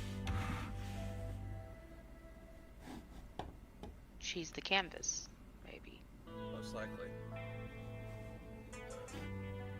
Grei will shift a little uncomfortably. I'm not sure if If we're trying to avoid his attention, going through the child is not the best idea if he is fixated on her. Oh no, we want to get his attention, for sure. We want to avoid it. At least I do. I know the child is probably the best way to hurt him, but that's not fair to her. Yeah, but if we go after this person and then it gets back to us, then he comes after us and it makes it a lot harder for us to get this thing, which is exactly why I want Grei to be the face man on this, because I'm Grei, you're pretty enough, you could be a distraction all on your own, but if you keep his attention on you, it'll make it easier for the rest of us. I will be whatever he wants me to be. Trust me. So, I guess it's up to you to find an end. Well, first I have to find out where to meet him. Honestly, though, she looked sick. Then he And let's stops. Let's not talk about hurting him. We're just stealing from him. I don't want to escalate and potentially have him come back on us. Yes. Oh, I can't get her out of my head. Fuck that monster. I've had nights like that myself. No. It's... Like a moment ago, I wanted to see what her blood tasted like. That's... Oh, We can never distract touch you. it. It's fine, just never let me touch that fucking book again. Gladly. Looked great. Like, speaking of distractions, what do you have? You mean, what do I have? I don't have any Stash. diseases, if that's what you're asking. No. Stash. Fun things. Distractions. Oh, well, I'm running a little low on supplies, but I do still have some cocaine, if you're interested. No. Maybe to give to Nick. Something to No. help. Oh, something to bring you down. I don't actually go for the downers. I'm right here. Yes, but we could still get...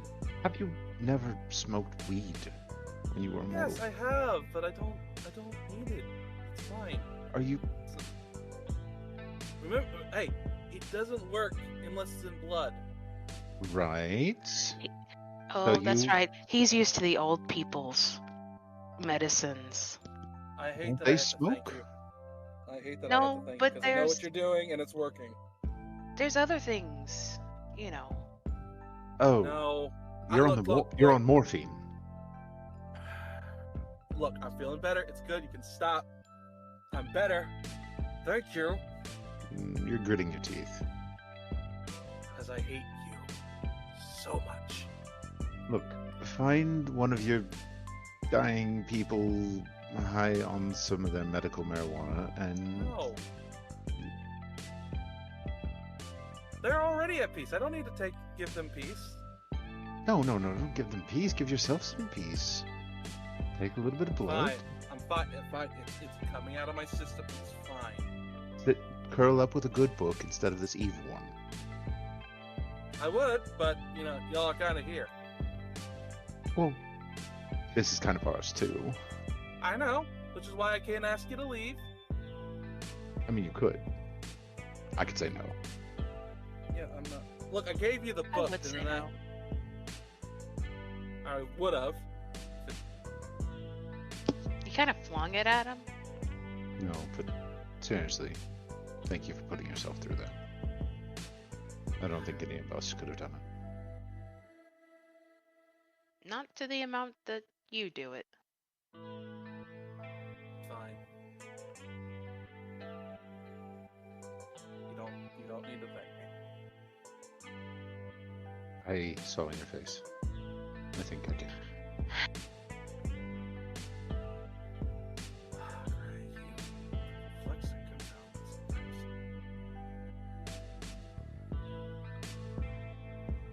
Anyway, enough about me. Well, Matt, I think we might have a date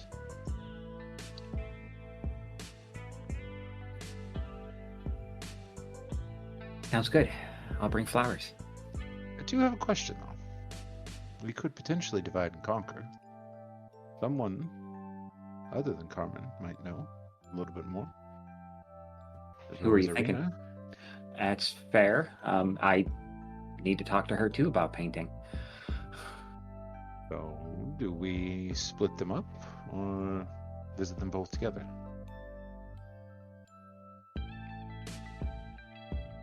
I'm sure both of them would enjoy both of our, would enjoy both of us at the same time. So. And it's been a minute since I've had a chance to talk with Irina. We actually really connected last time. Shared I've met past Irina. experience. Good. She's You're good good people. Ish, you know, as we can be. So I'm the only one that Aren't we hasn't all met good this people? one? She's good I mean, I company. think I met her once. The prince.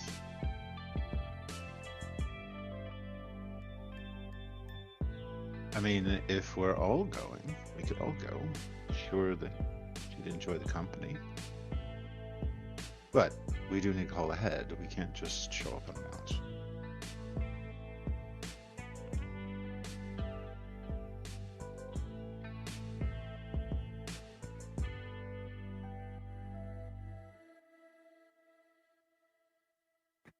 Matt will text because he's got Carmen's number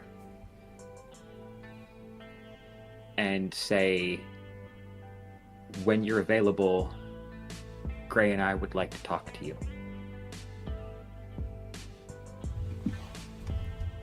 Just a moment.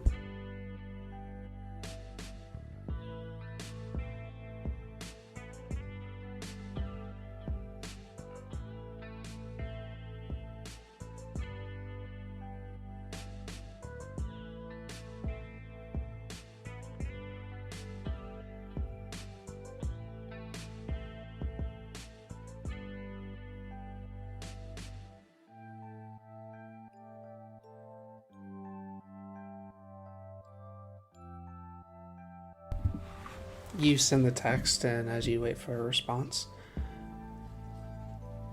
is there anything else you'll be doing this evening?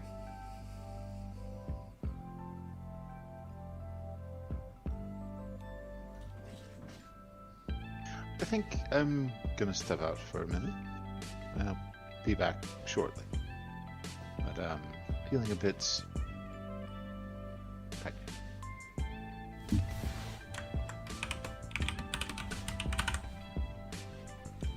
You said peckish. No. And is Nick still smoking? Okay. Nick, can you do me a favor? Because I'm going to need you to get into the habit of balcony. That's art, right? It's just, this is going to start standing up the place, and once I start getting this place a little more suited, I'm just going to need you into the habit. And until I get a place I can smoke inside on, one condition: custom mosquito netting around the balcony. It blocks some of the wind. Noted. Yeah, I don't want my cigars having to cut them up all the time. But that's fair. I should be able to get a place eventually if I can figure out the cigar bar, but I'm gonna step out, grab my phone, and shoot a quick text message to my sire, Victor Adams, Angel's Child, question mark, and leave it at that. I'm concerned that Victor potentially could be one of Michael's, or one of the church, and that could complicate things.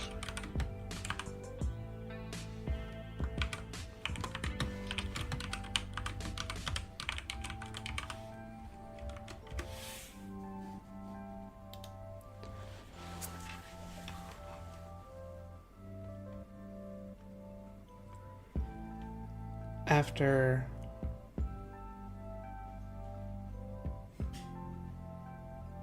what feels like a while.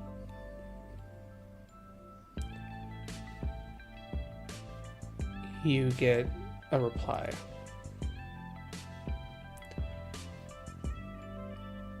You pick up your phone, you look at the screen, and open the message. And you see the message.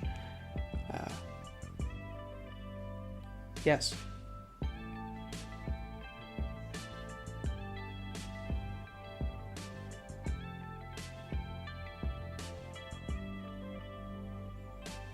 Text back a heart. Text a heart back. Red heart emoji.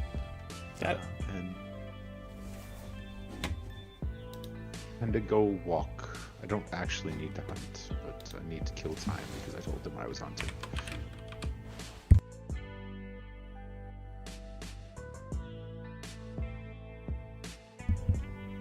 Okay, so you are hunting? No, I just need to kill time because I told them I was going out to hunt. And then Gotcha. I'm gonna come back. Alright then, what is everybody doing while he is hunting?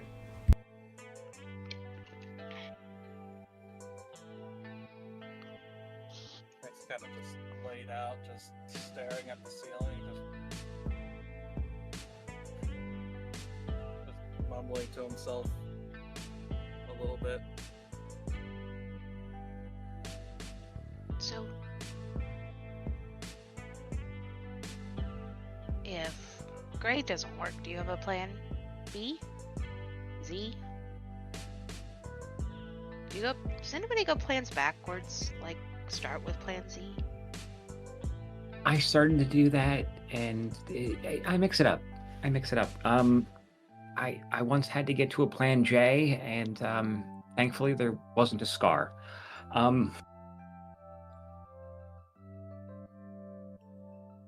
Were you going backwards or forwards at the time, or in the middle? I think I started at F. Oh, okay. Because you always have to expect plan A to fail. That's what I've learned. It's for friendship. Anyway, and Matt's cycling. He's going through his phone, looking at furniture to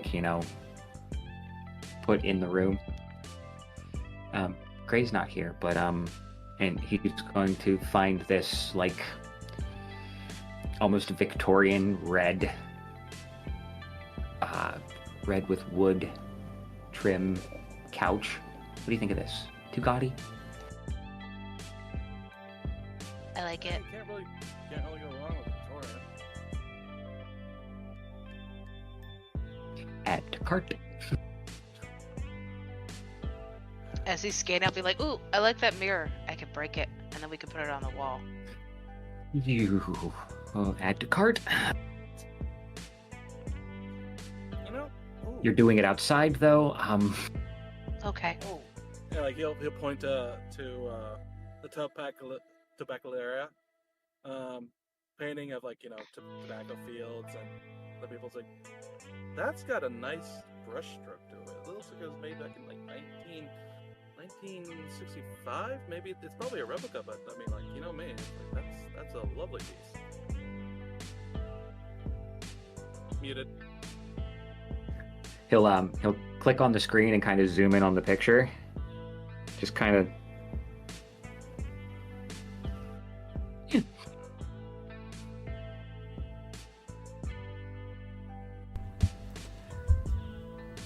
I'll say at this point, Grei comes back.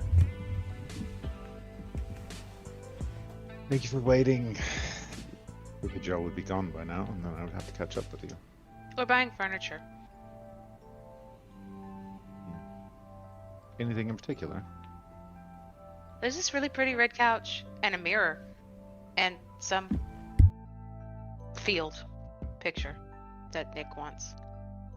It is a tobacco field. It's a painting of the farmers as they're picking the tobacco fields, and the Beara, who owns the tobacco company, going through it. It's not the greatest painting in the world, but it's very common amongst cigar aficionados. It's a vibe. It's a vibe. Okay. Matt will hand his phone to Grei and just say, find something that's to your taste, as we've got something for everybody else. Grei will take a look at the phone and kind of scroll.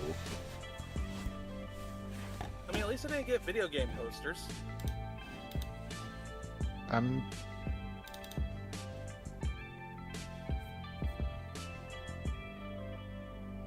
Just pick anything. Hand it back to you after several minutes of analysis paralysis. Anything is fine. You okay, Grei? Yes. I'm not sure what would be best here. May I wits and insight that? Sure. This is not the self-confident Grei that Nick is used to.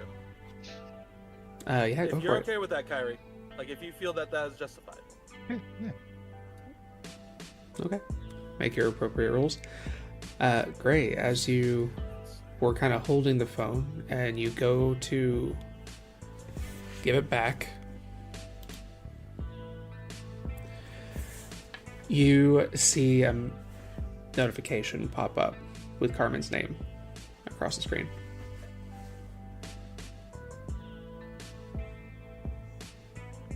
Oh, looks like Carmen. Hand it back to you. Only 3. And he is not in the mind to be willpower focused at the moment. Matt will check the phone. You open up the message. It says, I suppose I can tear myself away from my work long enough to make time for 2 of my favorite handsome gentlemen, with a heart and a rose. Excellent. We got Carmen willing to meet.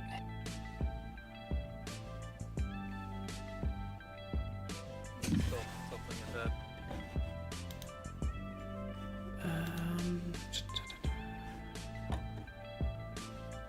that. Well, Grei, are you rolling anything against that insight, or? Yeah, I will. Okay. Probably gonna beat it. Yeah. Only got 3. Hard to read. We should probably deal with Carmen before we start picking out furniture, and it'll give me some time to think about what would fit the space. She agrees to meet with you tomorrow night.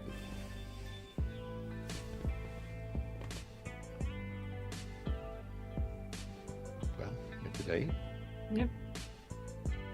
You 2 have fun with that. You're not coming. I don't think I'm exactly wanted in the club. Well, I think you're wanted as long as you're not reading books. Yeah, I don't really have much else to do. You can I dance. say, I No. say, we just keep it to me and Grei. No offense to you two. I just, No, that's exactly what I want it to be. No offense taken. Well, then maybe, Bella, you could dance with Nick here. Why don't you like to even dance?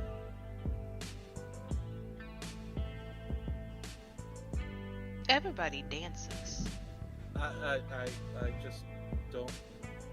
You don't even have to be good at it. I don't dance anymore. Maybe you should. No. Nick is just not facing that question right now.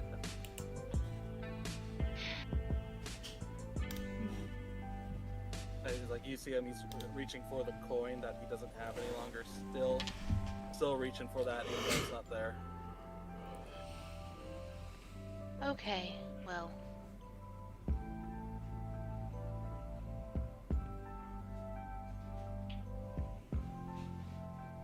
Have fun with Carmen. Tell her I said hi. Oh, I intend to.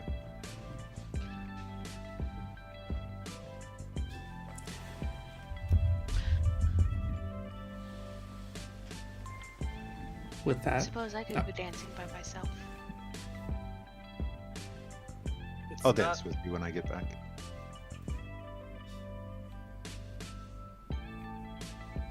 It's not a me saying no to the things you're saying that are fun, Bella. Just I don't dance anymore.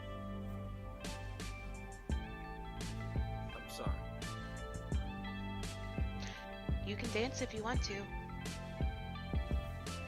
You could leave your friends behind. Because your friends don't dance, and if they don't dance, they're no friends of mine. I was more under the impression that he's got guilty feet that got no rhythm, because he's never going to dance again. Well, that's a good one too.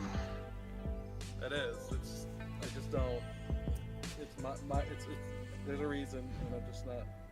Although Nick strikes me more as a safety dance kind of guy.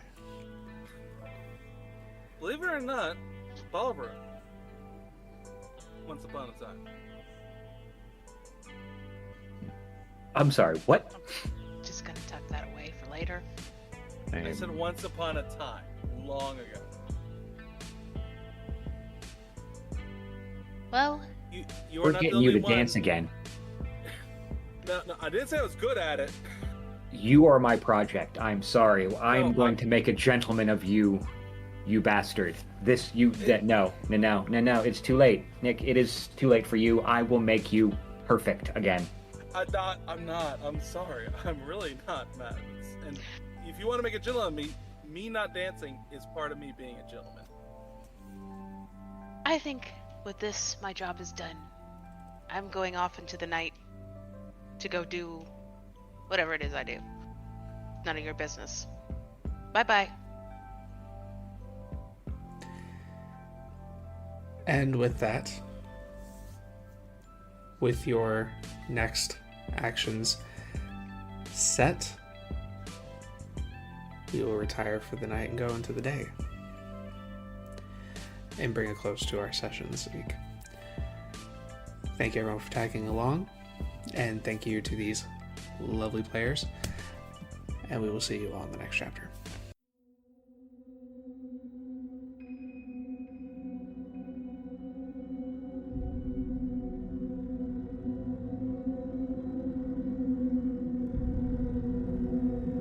This has been a St. Petersburg by Night production. Bloody Strings is produced in agreement with the World of Darkness and Dark Pact.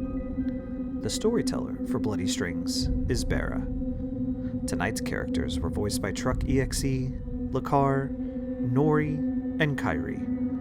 Visit our website at stpbynight.com for more information about all of our productions and how you can become part of our community.